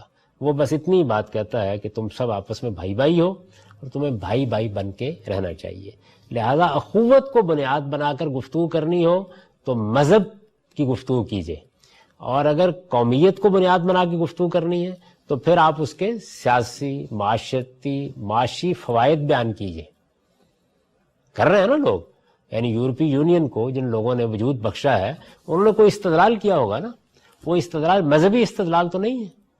تو آپ بھی اگر یہ کہتے ہیں کہ سارے مسلمان ملکوں کی ایک ریاست قائم ہو جانی چاہیے، ایک یونائٹڈ اسلامک اسٹیٹس وجود میں آ جانا چاہیے، اس کے لیے استدلال کیجئے، لیکن اسی طرح کا استدلال جیسے یورپی یونین قائم کرنے والے کر رہے ہیں. اس سے مختلف استدلال آپ کریں گے تو پھر اس سے اختلاف کیا جائے گا. تو یہ تیسرا نقطہ. آپ سے پہلا سوال یہ ہے کہ آپ نے فرمایا کہ پاکستان کی تقسیم کی جو وجوہات یا بنیاد بنی، اس میں جب لوگ پاکستان بن گئے تو اب ہر مذہب کا آدمی پاکستانی ہے. لیکن یہ تو ایک تاریخی حقیقت آپ تسلیم کریں گے نا کہ جب پاکستان ہندوستان کی تقسیم کا مقدمہ اٹھایا گیا ہے تو وہ اٹھایا بنیادی طور پر مذہب کی بنیاد پہ گیا ہے. یعنی وہاں پر یہ کہا گیا ہے کہ مسلمان قوم یہاں پر غیر محفوظ ہے، نہ کہ یہ کہ کسی نسل کے باشندے.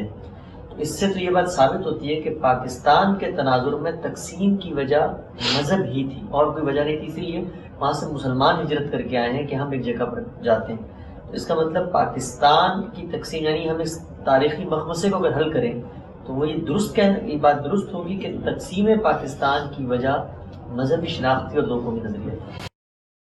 دیکھیے، میں نے اپنی اس گفتگو کے دوران میں عرض کیا کہ قومیت کی بنیادیں بہت سی ہیں.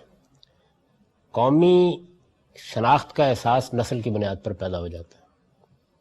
آپ یہ دیکھیے، آپ کے شمال مغربی علاقوں میں یہ بڑا شدید احساس نسل کی بنیاد پر ہے. یعنی پختون آسانی سے کسی دوسرے کے ساتھ اختلاط گوارا کرنے کے لیے تیار نہیں ہوتے. یہ زبان کی بنیاد پر بھی ہو جاتا ہے. ہمارے اور مشرقی پاکستان کے درمیان زبان کا مسئلہ ایک مسئلہ بن گیا، یہ ہمیں معلوم ہے نا. یعنی خود قائد اعظم کو جا کر یہ کہنا پڑا کہ پاکستان کی زبان اردو ہوگی، لیکن وہ بات نہیں مانی گئی. اور مجھے نہیں معلوم، تو آپ تو ظاہر ہے اس وقت کبھی پیدا بھی نہیں ہوئے ہوں گے، لیکن ہم نے تو پاکستان کے ریڈیو پر بنگالی کی خبریں روزانہ سنی ہیں. یعنی ایک زمانے میں پھر مان لیا گیا کہ 2 زبانیں پاکستان کی قومی زبانیں ہیں، اور دونوں زبانوں میں خبریں بھی نشر ہوتی تھیں اور سارے معاملات بھی کیے جاتے تھے. ہمارا دارالحکومت بھی ڈھاکہ منتقل ہوتا رہتا تھا، ہماری سپریم کورٹ بھی ڈھاکہ منتقل ہوتی رہتی تھی. تو یہ قومیت کی جو بنیاد ہے وہ بعض اوقات زبان بن جاتی ہے، یا تفریق کی بنیاد بھی زبان بن جاتی ہے. اسی طریقے سے مذہب بھی بن جاتا ہے. ایسا ہو سکتا ہے کسی موقع کے اوپر کہ آپ یہ کہیں کہ مذہبی بنیاد پر میرے کچھ مذہب کے تقاضے ہیں جو میں فلاں جگہ پہ پورے نہیں کر سکتا، یہ کہہ سکتے ہیں. تو پاکستان کی تحریک جب اٹھی تو اس وقت قائد اعظم کا استدلال کیا سامنے آیا؟ یعنی یہ پہلے دن اگر یہی تھا تو پھر تو اصل میں کوئی حقوق کی جنگ نہیں ہونی چاہیے تھی. پھر تو یہ بنیاد یہ ہونی چاہیے تھی کہ چونکہ ہم مسلمان ہیں اس وجہ سے ہم تو ہندوستان میں رہ ہی نہیں سکتے. یعنی یہ تو مذہبی لحاظ سے ہمارے لیے ممکن ہی نہیں ہے. بات یہاں شروع ہونی چاہیے تھا نا. بات یہاں سے نہیں شروع ہوئی، بات یہاں سے شروع ہوئی کہ ہم بھی ایک قوم ہے. یہ دیکھیے، تامل بھی کہہ سکتے ہیں، یہ کشمیری بھی کہہ رہے ہیں، یہ کوئی اور قوم بھی کہہ سکتی ہے کہ ہمارے اور آپ کے درمیان، یعنی ایک نسل پر مبنی گروہ بھی کہہ سکتا ہے، مذہب پر مبنی گروہ بھی کہہ سکتا ہے. وجود میں تو ہم آگ چکے ہیں نا، مذہب کی بنیاد پر بھی ہماری ایک شناخت قائم ہو چکی ہے. مسلمان قوم، میں نے آپ سے عرض کیا، بن چکے ہیں ہم. یہ ایک واقعہ ہے، یہ مذہبی پہلو نہیں ہے اس کا، یہ ایک واقعہ ہے. کیونکہ کوئی بھی شناخت آپ کی الگ حیثیت بنا دیتی ہے. تاریخی عمل اس کو بناتا ہے، بن گئی. تو آپ کہتے ہیں کہ اس مذہبی شناخت کو، یا میری یہ جو شناخت بنی ہے، اس میں میری ایک تہذیب ہے، میری ایک ثقافت ہے، میرا ایک رہن سہن ہے، میرے کچھ ہیروز ہیں، میری ایک زبان ہے. اب اردو زبان کی مذہبی حیثیت تو کوئی نہیں ہے، لیکن وہ مسلمانوں کی زبان بن چکی ہے. اس کو خطرہ لاحق ہو گیا ہے. تو اس وجہ سے اس کی حفاظت ہونی چاہیے. آپ اس حفاظت کے لیے مختلف تجاویز پیش کرتے ہیں، مختلف اقدامات کرتے ہیں، آپ کی بات نہیں بنتی تو آپ کہتے ہیں کہ پھر ہمیں آپ الگ کر دیجئے، ہم آپ کے ساتھ رہ نہیں سکتے. یہ بات آپ نسلی قومیت کی بنیاد پر بھی کہہ سکتے ہیں، یہ بات آپ مذہب کی بنیاد پر بھی کہہ سکتے ہیں، کسی بھی بنیاد کے اوپر. دیکھیے، خود جمہوریت کا اصول یہی کہہ رہا ہے. یعنی جمہوریت کا اصول جہاں بھی آپ مانیں گے اور حق خود ارادی کا اصول مانیں گے تو کوئی قومی شناخت یہ تقاضا کر سکتی ہے کہ ہم آپ کے ساتھ نہیں چلنے کے لیے تیار. کیونکہ وطنی قومیت کوئی الہامی چیز تو نہیں ہے نا، انسانوں نے اس کو وجود بخشا ہے. انسان کہہ سکتے ہیں جی ہمیں آپ الگ کر دیجئے، جیسے بنگالیوں نے آپ سے کہا تھوڑے عرصے کے بعد. تو یہ بات ہے جو قائد اعظم کہہ رہے تھے. یعنی بتدریج قائد اعظم نے جو موقف پیش کیا وہ یہ موقف تھا. میں اس وقت یہ نہیں بحث کر رہا کہ ان کا موقف صحیح تھا یا غلط تھا، ان کا موقف جو کچھ بھی تھا وہ ایسے وجود میں آیا. پہلے کوشش کی گئی کہ کوئی ایسا راستہ نکل آئے کہ ہندوستان میں، یعنی متحدہ ہندوستان میں جب حکومت بنے تو اس میں مسلمانوں کو بحیثیت قوم کسی بری صورتحال سے سابقہ پیش نہ آئے، ان کے حقوق محفوظ ہو جائیں. میں یہ عرض کر رہا ہوں کہ یہ جدوجہد انہی بنیادوں کے اوپر ہندوستان کے دلت بھی کر رہے تھے، وہ بھی کر رہے تھے، سکھ بھی کر رہے تھے، یہ سب کر رہے تھے. ایک سیٹلمنٹ ہونا ہے مختلف اقوام کے درمیان، کوئی بھی ہو سکتی ہے. نہیں ہوا، انہوں نے علیحدگی کا مطالبہ کر دیا. تو میں پہلی بات یہ کہتا ہوں کہ اگر یہ خالص مذہب کی بنیاد پر کیا گیا مطالبہ ہے تو پھر اس کو پہلے مرحلے میں بھی کسی نیگوشیشن میں نہیں جانا چاہیے، پھر بات ہی وہاں شروع ہونی چاہیے تھی. اور اس مطالبے کے بعد اس کی اگلی منزل بھی یہ ہونی چاہیے تھی پھر کہ ہم ایک ملک مذہب کی بنیاد پر بنا رہے ہیں، لہذا اس کے دروازے اس مذہب کے ماننے والوں پر کھلے ہوئے، اور ہم باقی دنیا کو، میں رہنے والے مسلمانوں کو دعوت دے رہے ہیں کہ وہ بھی اپنی سرحدیں ختم کریں، کیونکہ مذہب کی بنیاد کے اوپر ہی ریاستیں بنتی ہیں اور تو کوئی وجہ نہیں ہے بننے کی. یعنی نہ ہم نے پہلے یہ بات کی ہے نہ بعد میں یہ بات کی. اسی سے وہ تضاد پیدا ہوا جس کو بیان کیا جا رہا ہے. تو اگر بات سادہ طریقے سے کہی جاتی کہ ہماری تاریخی عمل کے نتیجے میں ایک شناخت بن چکی ہے. یہ شناخت کیسے بنتی ہے؟ اس میں مذہب بھی اپنا کردار ادا کرتا ہے، اس میں تہذیب بھی کرتی ہے، ثقافت بھی کرتی ہے، روایات بھی کرتی ہیں، زبان بھی کرتی ہے، لٹریچر بھی کرتا ہے. آپ کے ہیروز تبدیل ہو جاتے ہیں. آپ قائد اعظم کی تقریریں دیکھیے، وہ سب باتیں گنواتے ہیں.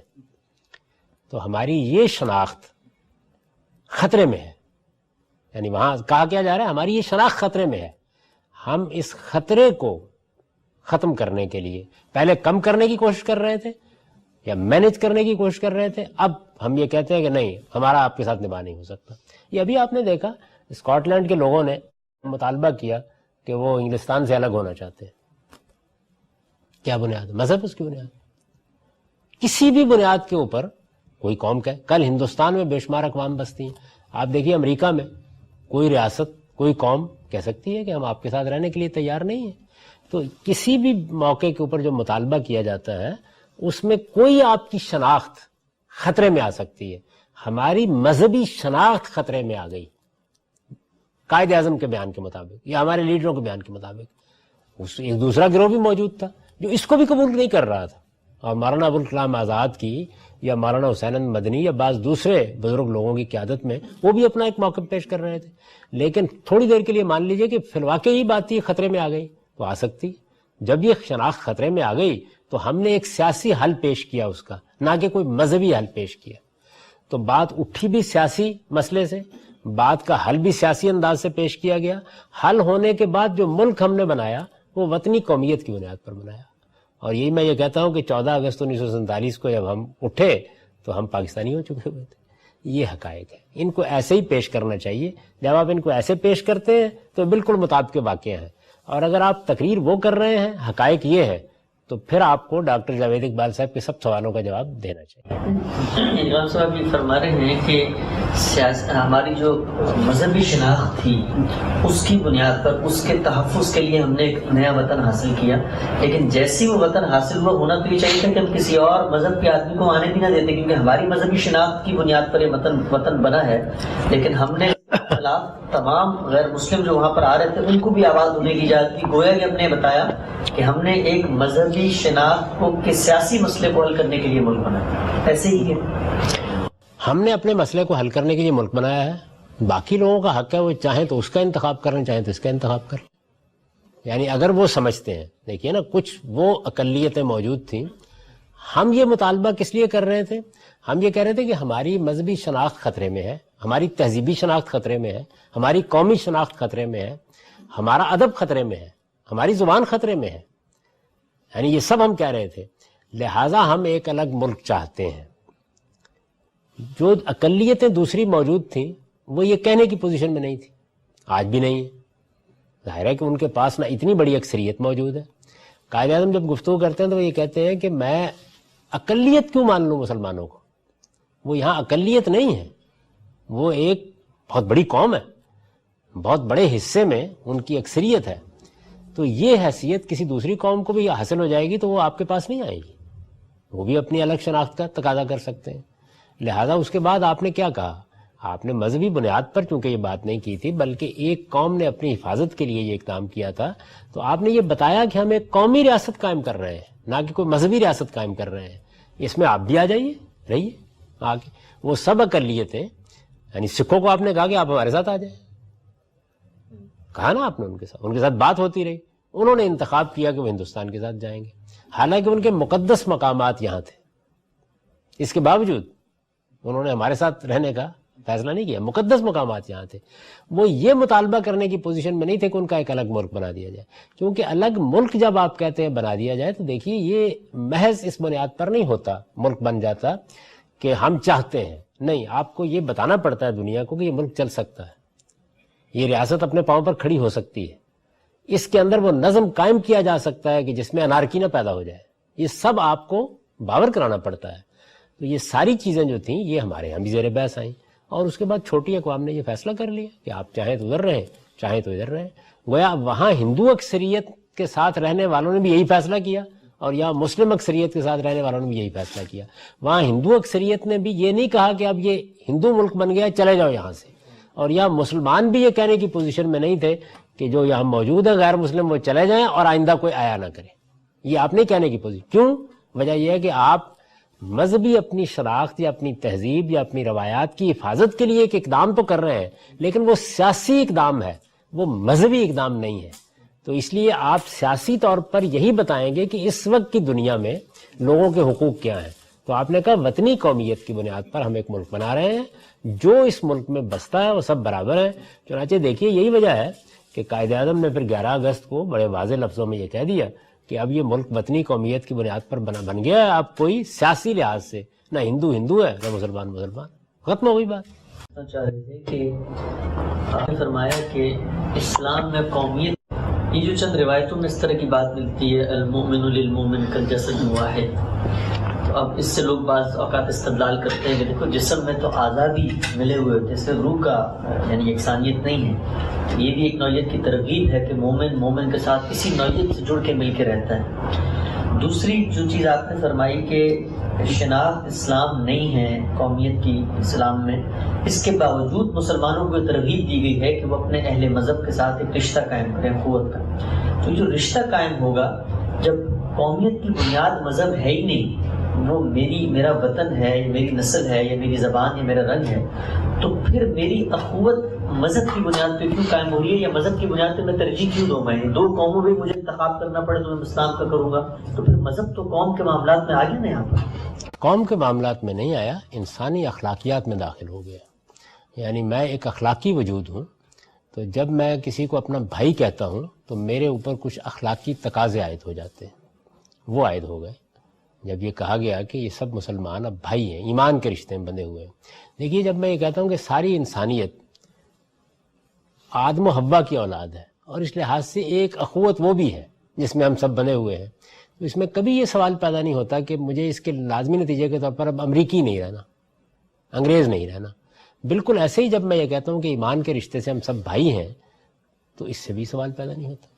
اصل میں قومیت کا رشتہ ایک بالکل دوسری چیز پیدا کرتا ہے، وہ ایک سیاسی عصبیت پیدا کرتا ہے، اور اس سیاسی عصبیت کی بنیاد پر میں کچھ اقدامات کرنے کا پابند ہو جاتا ہوں یا مجھے کرنے چاہیے۔ لیکن میں آپ سے عرض کر رہا ہوں کہ اس سے زیادہ قوی اور فطری بنیاد نسل ہے، اس کو آپ نے توڑ دیا، اور کتنی قومیں اس وقت دنیا میں بتائی جا سکتے ہیں جو نسلی لحاظ سے آدھی ادھر ہے آدھی ادھر ہے، موجود ہے نا۔ تو اس کا مطلب یہ ہے کہ آپ نے قوموں کو ایک ریاست میں ڈالنے کے لیے اس قومیت کی بنیاد کو بھی تسلیم نہیں کیا، تو اس سے کوئی فرق نہیں پیدا ہوا۔ یعنی نسلی قومیت کی بنیاد کو تسلیم نہیں کیا آپ نے، زبان کی بنیاد پر آپ نے، زبان بھی تو قومیت کی تشکیل کرتی، نہیں تسلیم کیا، کوئی فرق نہیں پڑا اس کے نتیجے میں۔ لیکن اس کے باوجود آپ کہتے ہیں کہ افغانی اور امریکی اور برطانوی اور پاکستانی انسانیت کے رشتے سے بھائی بھائی، تو بھائی بھائی ہونا در حقیقت تعبیر ہے ان اخلاقی تقاضوں کی جو میرے اوپر اور آپ کے اوپر عائد ہو جاتے ہیں۔ یہ بہت خوبصورت تعبیر ہے اور یہی اختیار کی ہے قرآن مجید نے۔ یعنی اب گویا ہم حقوق کے لحاظ سے بالکل برابر ہو گئے ہیں، ہمارے بھائی ہیں وہ، ہم ان کے بھائی ہیں، اور جس طرح میں نے اس کے تقاضے بیان کر دیں گے، آپ بھائی ہیں تو پھر آپ کو ان چیزوں کا لحاظ رکھنا چاہیے۔ قومیت بالکل ایک الگ چیز ہے، جس طرح وطنی قومیت اختیار کرنے کے بعد لازم نہیں ہے کہ آپ اپنی نسلی قومیت چھوڑ دیں، ایسے ہی مذہب اختیار کرنے کے نتیجے میں آپ کا اخوت کا رشتہ قائم ہو گیا، یہ لازم نہیں ہے کہ آپ اپنی قومیت سے دستبردار ہو جائیں یا اپنی ریاست سے دستبردار ہو جائیں۔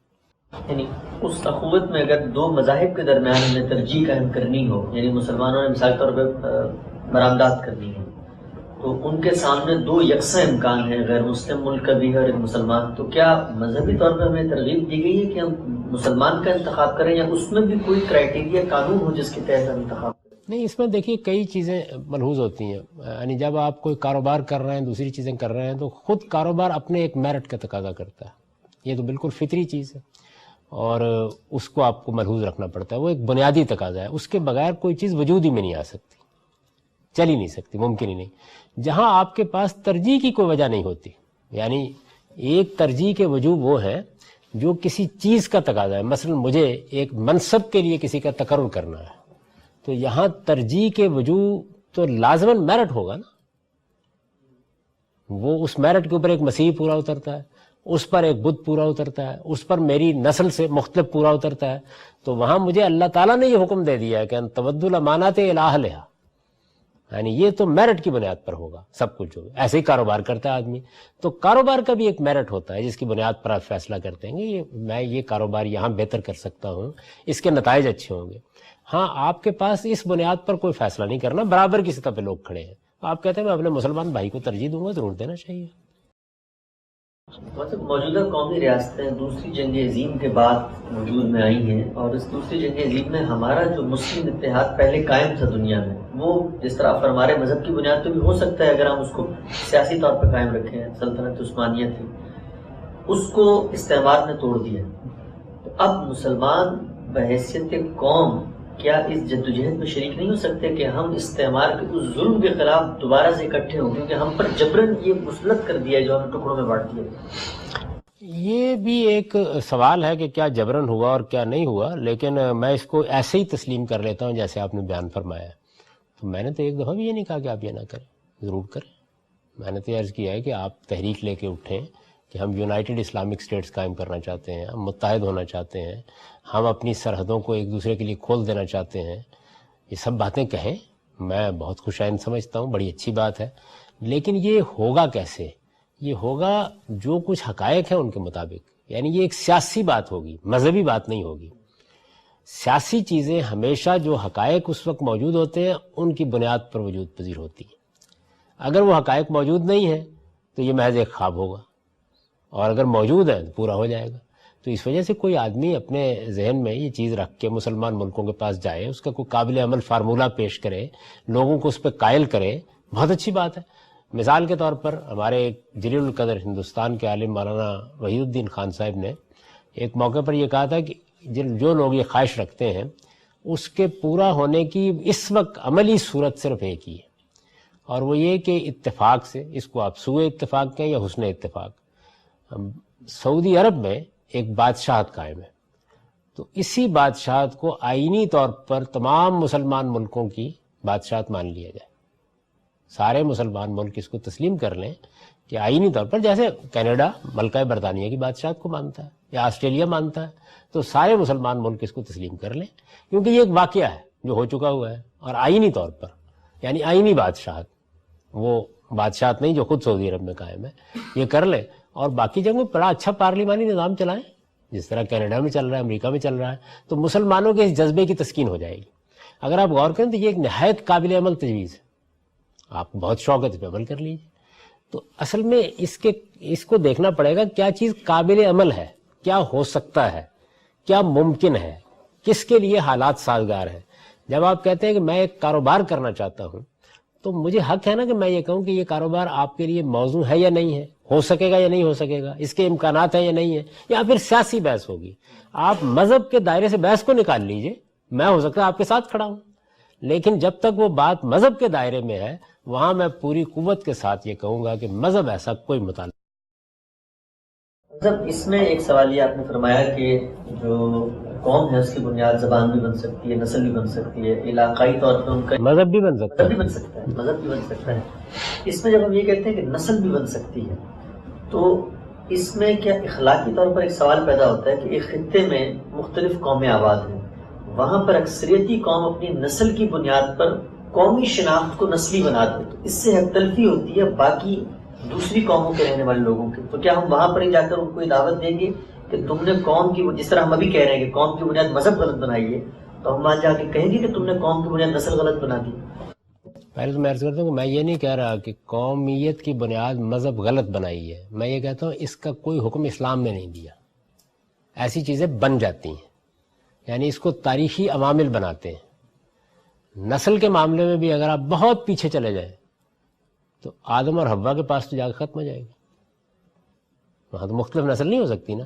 یعنی تاریخی عمل ہے جس نے کرنوں میں ایک الگ شناخت بنا دی ہے. اس میں کیا کیا چیزیں ہیں جنہوں نے کردار ادا کیا ہے، اس کے نتیجے میں آپ کہتے ہیں کہ افغان یا ملے یا چینی ایک قوم بن گئی. رنگ نے کردار ادا کیا ہے، زبان نے کردار ادا کیا ہے، تاریخ نے کردار ادا کیا ہے، ثقافت نے کردار ادا کیا ہے، بن گئی. اس پہ بحث نہیں ہے کہ یہ بن گئی تو غلط کام ہو گیا ہے، یہ صحیح ہے، بن گئی ہے. اب اصل سوال یہ ہے کہ اس کی بنیاد پر آپ ایک ریاست بنانے جا رہے ہیں. جب آپ ریاست بنانے کے لیے جانیں گے تو وہاں سوال یہ پیدا ہوگا کہ ریاست ایک خطہ زمین کا نام ہے، اس میں آپ تنہا بستے ہیں، بنا لیجئے، کوئی نہیں روکے گا آپ کو، بنا لیں. میں مثال دے رہا ہوں کہ اگر جزیرہ نما عرب میں صرف عرب بستے ہیں اور وہ کہتے ہیں جی ہمارا یہ ملک ہے اور ہم اب عرب قومیت کی بنیاد پر یہ بنا رہے ہیں، اس میں اب کوئی غیر عرب نہیں آباد ہو سکتا، نہیں آباد ہو سکتا، تو یہ آپ بنا لیجئے، بڑی اچھی بات ہے. لیکن سوال یہ ہے کہ جو قوم جس کا آپ ذکر کر رہے ہیں وہ نسلی بنیاد پر یہ ریاست بنا رہی ہے. آپ کہہ رہے ہیں وہاں دوسری قومیں آباد ہیں، تو دوسری قومیں آباد ہیں تو پھر وہ ریاست کیسے بنا لے گی؟ پھر تو اس کا مطلب یہ ہے کہ وہ خطہ ارض، یعنی میں جب پیدا ہوا تو ایک مکان تھا اور اس مکان میں میرے 4 بھائی رہ رہے تھے، تو اب اس میں میں تنہا کیسے اس مکان کا مالک بن سکتا ہوں؟ یہ اخلاقی سوال پیدا ہوتا ہے. یعنی اگر تو وہاں کوئی اور آباد نہیں ہے، چلے میں آپ کی بات سن لوں گا، لیکن جب آپ کہہ رہے ہیں کہ دوسرے لوگ آباد ہیں، تو یہ وہ سوال ہے جس کا جواب دور حاضر نے یہ دیا ہے کہ وطنیت کی بنیاد پر آپ قومیت کو اختیار کر لیں. یعنی ریاست کے لیے وطنیت کو قومیت کی بنیاد بنا لیا جائے. میں یہ نہیں عرض کر رہا کہ یہ کوئی بڑی صحیح بنیاد ہے، میں یہ کہتا ہوں کہ یہ جواب دیا گیا ہے. اس وقت ہم اس دنیا میں جی رہے ہیں. آپ اگر اس جواب کو غلط سمجھتے ہیں تو دوسرا کو جواب دے دیں، کیا حل کریں؟ مجھ سے اگر آپ پوچھیں ذاتی رائے تو میں یہ کہتا ہوں کہ یہ جو آپ نے وطنی ریاستیں بنائی ہیں ان کی بھی کوئی ضرورت نہیں ہے، یہ ایک بے ضرورت کام ہے. آپ اس دنیا میں اس وقت اللہ تعالیٰ نے وہ اسباب پیدا کر دیا، عالمی ریاست قائم کریں.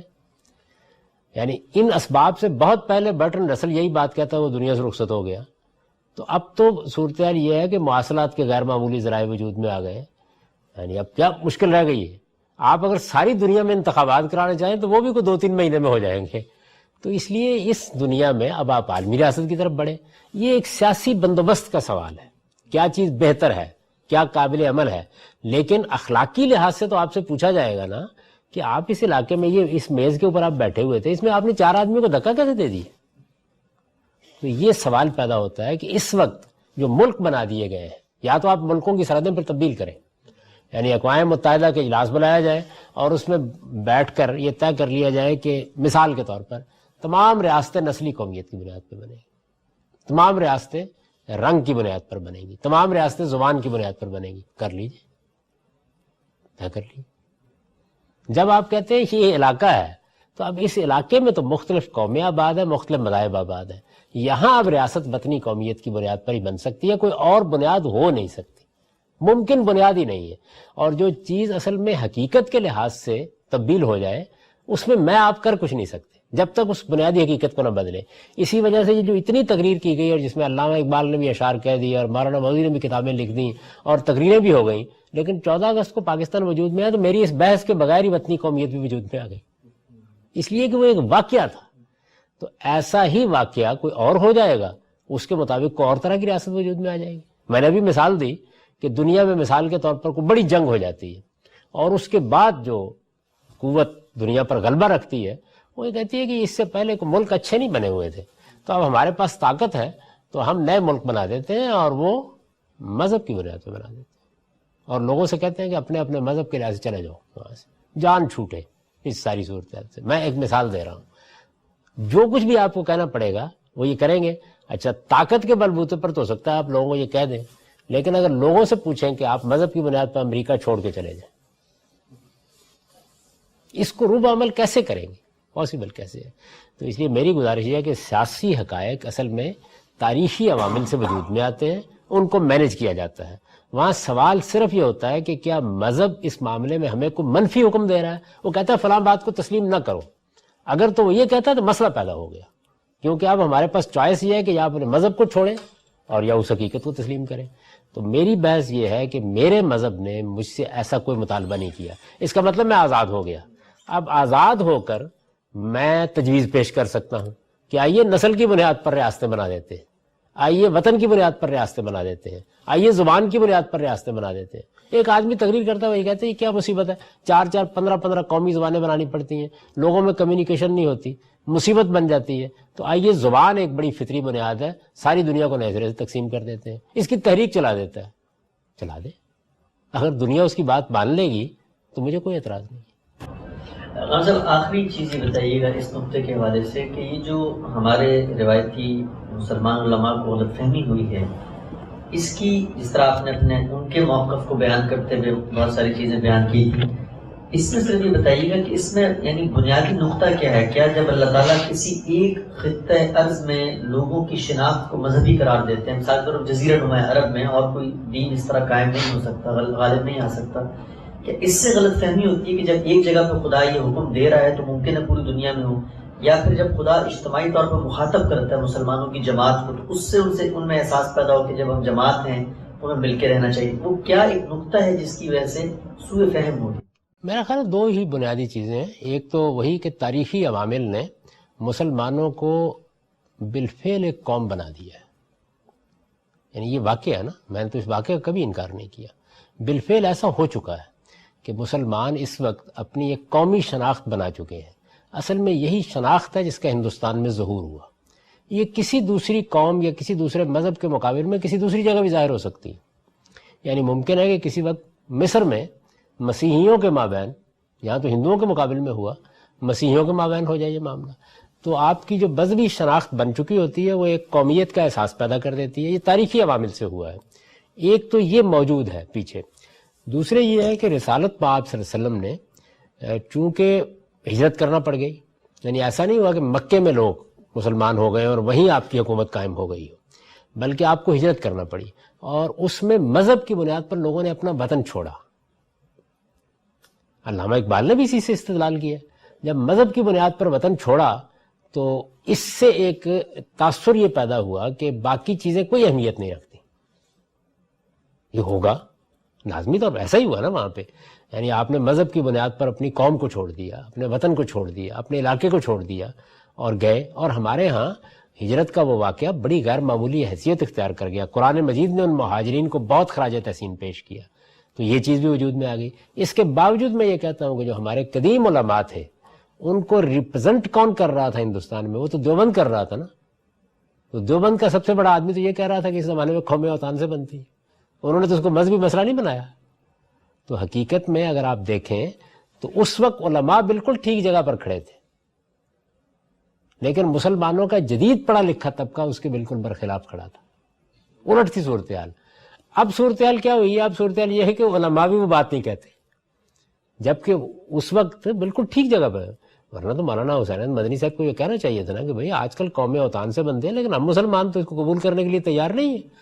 تو انہوں نے کس پس منظر میں یہ بات کہی؟ اسی پس منظر میں یہ بات کہی کہ ہندوستان کا سیاسی مسئلہ حل کرنا ہے، تو اب قومیت کی کیا بنیاد ہوگی؟ تو انہوں نے کہا قومیت کی بنیاد وطن ہوگا. آج کے زمانے میں وہی ہوتا ہے.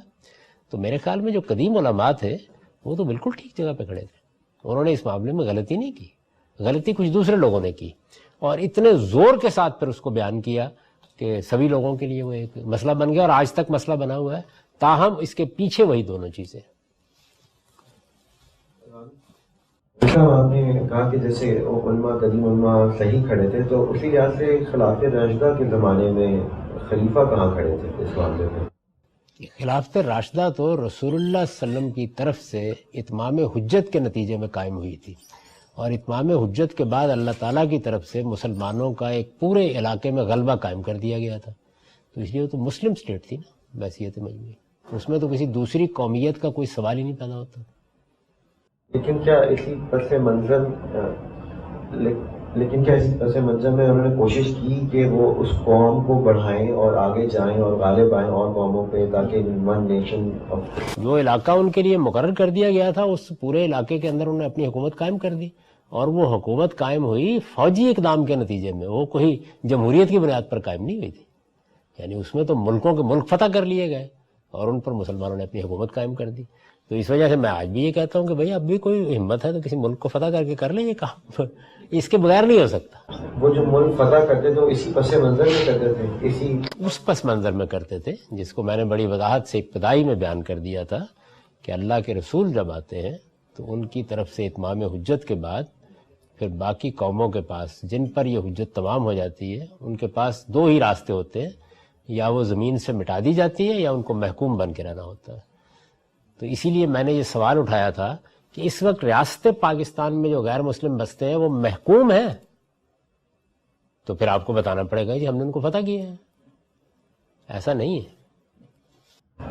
سر ایک سوال ہے اس میں کہ جو باقی نوعیتیں ہیں قومیت کی، اگر ان کو مان کے چلیں تو ایک وقت پہ آ کے جو اخوت کا رشتہ قرآن ہمیں کہتا ہے کہ تمہارا اور مسلمانوں کے درمیان قائم ہے، وہ اگر ایک دوسرے کے آمنے سامنے آ کے کھڑے ہو جاتے ہیں، اسے ایک مثال ایسے دیتے ہیں کہ جیسے میری قومیت ہے کہ میں ہندوستانی ہوں اور میرا مذہب یہ کہتا ہے کہ میں مسلمان ہوں، اور اکثریت کے بیس پہ ہندوستان یہ فیصلہ کرتا ہے کہ اسے پاکستان پہ حملہ کرنا، اور میرے سامنے جو فوجی ہے وہ میرے دین کے حساب سے میرا بھائی ہے. تو مجھے اس پوائنٹ پہ جا کر اپنی قومیت کو ترجیح دینی ہے یا اپنے اخوت کے رشتے کرنی ہے؟ آپ پاکستان میں آ جائیں، میں پاکستان کا ایک شہری ہوں، پاکستان میں مسلمانوں کی اکثریت ہے، پاکستان یہ فیصلہ کرتا ہے اکثریت کی بنیاد پر کہ اسے ہندوستان پر حملہ کر دینا، اور میں نے اس حملے کا جائزہ لیا اور میں اس نتیجے پر پہنچا کہ بالکل ناجائز اقدام ہے، میں شریک نہیں ہوں۔ بغاوت میں نہیں چلے جائیں؟ جی میں بغاوت کی سزا بھگت لوں گا، اس لیے کہ یہ معاملہ ایسا نہیں ہے کہ جس کا تعلق کوئی کھیل کھیلنے سے مجھے لوگوں کو مارنے کے لیے کہا جا رہا ہے۔ تو میں چنانچہ آپ کو یاد ہوگا کہ جب ویتنام کی جنگ ہوئی ہے تو بہت سے امریکی تھے جن میں محمد علی کلے بھی تھے، انہوں نے لڑنے سے انکار کر دیا، آپ کا فیصلہ ناجائز ہے۔ تو اس لیے جنگ کا فیصلہ قومیت کی بنیاد پر ہوتا ہے نہ مذہب کی بنیاد پر، جنگ کا فیصلہ حق اور باطل کی بنیاد پر ہوتا ہے۔ آدمی کو مارنا جائز ہے تو میں ہندوستان کی امریکی فوج کا حصہ بن کے بھی ماروں گا، یا لازم ہو گیا ہے، اور نہیں ہے تو نہیں ماروں گا۔ اس کی بنیاد یہ نہیں ہوتی کہ یہ میری قوم کا یا میرے مذہب کا آدمی ہے، یہ جنگ کی بنیاد نہیں بن سکتی۔ جنگ کی بنیاد یہ ہے کہ جو آپ اقدام کرنے جا رہے ہیں وہ اقدام جائز ہے یا ناجائز۔ تو جنگ کا فیصلہ اخلاق کی بنیاد پر ہوتا ہے، یہ مذہبی بنیاد پر یا قومی بنیاد پر نہیں ہوتا۔ اگر کوئی آدمی قومیت کی جنگ کرتا ہے اور وہ قومیت کی بنیاد کے اوپر دوسرے انسانوں کی جان لیتا ہے تو وہ قاتل ہے، خدا کے ہاں جواب دینا ہوگا اس کو۔ اس لیے یہ جنگ کی بنیاد نہیں ہوتی۔ جنگ کی بنیاد میں پہلا سوال یہ یاد ہے آپ کو کہ جس وقت حملہ کیا ہے امریکہ نے افغانستان پر، میں نے اس وقت بھی ایک سوال کا جواب دیتے ہوئے یہی کہا تھا کہ ہمارے لیے تو پہلا سوال یہ تھا کہ امریکہ کا حملہ جائز ہے یا ناجائز۔ جائز ہے، یہی الفاظ ہیں میرے، کسی وقت آپ نکال کے سن لیجئے۔ اگر یہ حملہ جائز تھا تو پھر ہمیں دل و جان سے ساتھ دینا چاہیے تھا، اور اگر یہ ناجائز تھا حملہ اور ہم اسی نتیجے پر پہنچے تو پھر یہ آپ کیا کہہ رہے ہیں جنگ؟ پھر تو یہاں سے ایک کنٹینر بھی نہیں گزرنا چاہیے تھا، پھر تو ہمیں یہ کہنا چاہیے تھا کہ وہ ہمارے جسم کے اوپر ہی سے گزر سکتا ہے، یہ کیسے ہو سکتا ہے؟ تو جنگ کا فیصلہ مذہب کی بنیاد پر نہیں ہوتا، وہ حق اور باطل کی بنیاد پر ہوتا ہے۔ جنگ صحیح ہے تو میں امریکی فوج کا حصہ بن کے بھی لڑوں گا، اور جنگ غلط ہے تو میں پاکستان کی فوج کا حصہ بن کے بھی لڑنے کے لیے تیار نہیں۔ جاوید صاحب، یہ اسی موضوع سے متعلق دو سوالات ہیں۔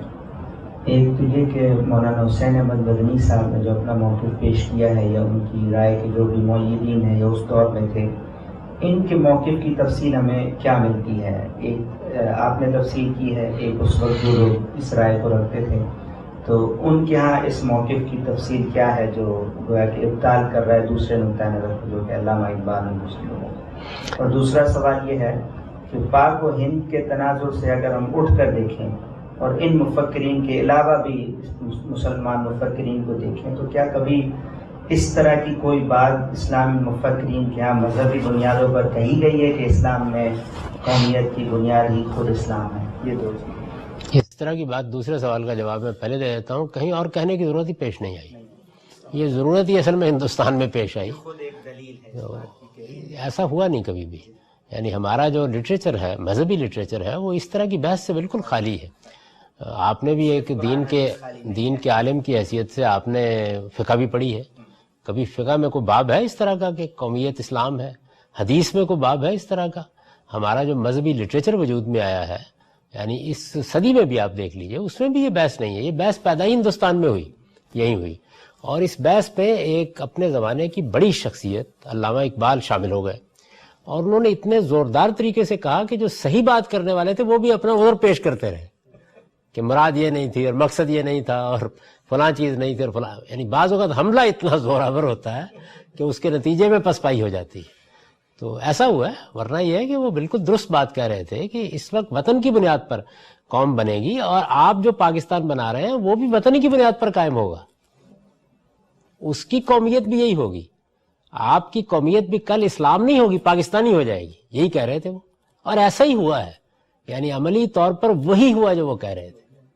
لیکن اس میں بعض فقہا کی رائے تو سامنے آتی ہے، وہ کہتے ہیں کہ دو امام جائز نہیں ہے ایک وقت میں مسلمانوں، بس ایک ہی ہو سکتا ہے۔ بعض جو یعنی جیل قدر فقہا میں سے نہیں ہے، لیکن بعد کے جو فقہا ہیں ان کی آراء تو ہمارے سامنے ہے، تو یہ کہتے ہیں مذہبی طور پر۔ دیکھیے وہ ایک دوسری بات کہہ رہے ہیں، وہ بات اصل میں دو روایتوں سے پیدا ہوئی، اور بڑی فطری بات ہے کہ جب ایک جگہ مسلمانوں کی ایک حکومت قائم ہو جائے تو نبی صلی اللہ علیہ وسلم نے فرمایا کہ دوسرا آدمی اگر اٹھ کھڑا ہوتا ہے ان کے مقابلے میں تو پھر اس کی سزا ہی ہوگی، بغاوت ہی ہوگی وہ. یعنی پاکستان میں ہماری حکومت قائم ہو گئی تو اب تو پاکستان میں جو کوئی اپنی حکومت قائم کرنے کے لیے اٹھے گا، یعنی ہم نے نواز شریف صاحب کا انتخاب کیا، وہ ادھر اسمبلی میں حلف اٹھا رہے ہیں اور ادھر آپ لاہور میں کہیں کہ میری بیعت کرو، تو اس کا نتیجہ تو وہی نکلے گا جو بیان کیا گیا ہے.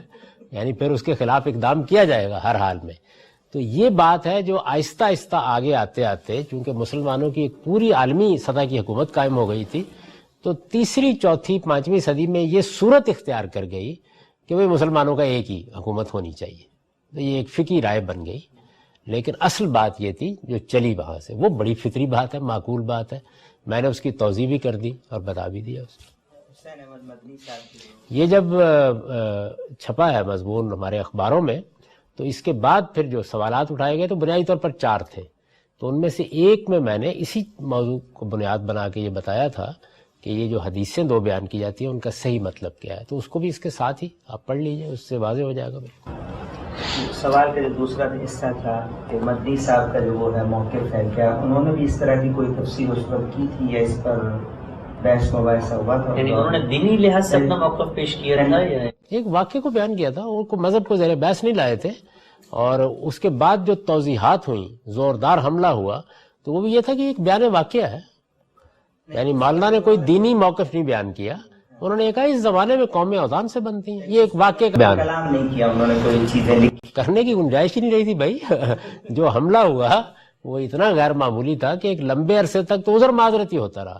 اور اس کے بعد بھی یہ تھا کہ کچھ توضیحات کی گئیں جن کے بارے میں بیان کیا جاتا ہے کہ علامہ اقبال نے بھی کہا کہ نہیں ان کا موقف واضح ہو گیا ہے، وہ غالباً وہی بات کہہ رہے ہیں جو میں نے کہی تھی. تو اس طرح کا ایک کمپرومائز ہو گیا. جذباتی معاملات جب اس سطح پر پہنچ جاتے ہیں تو ایسا ہی ہوتا ہے عام طور پر.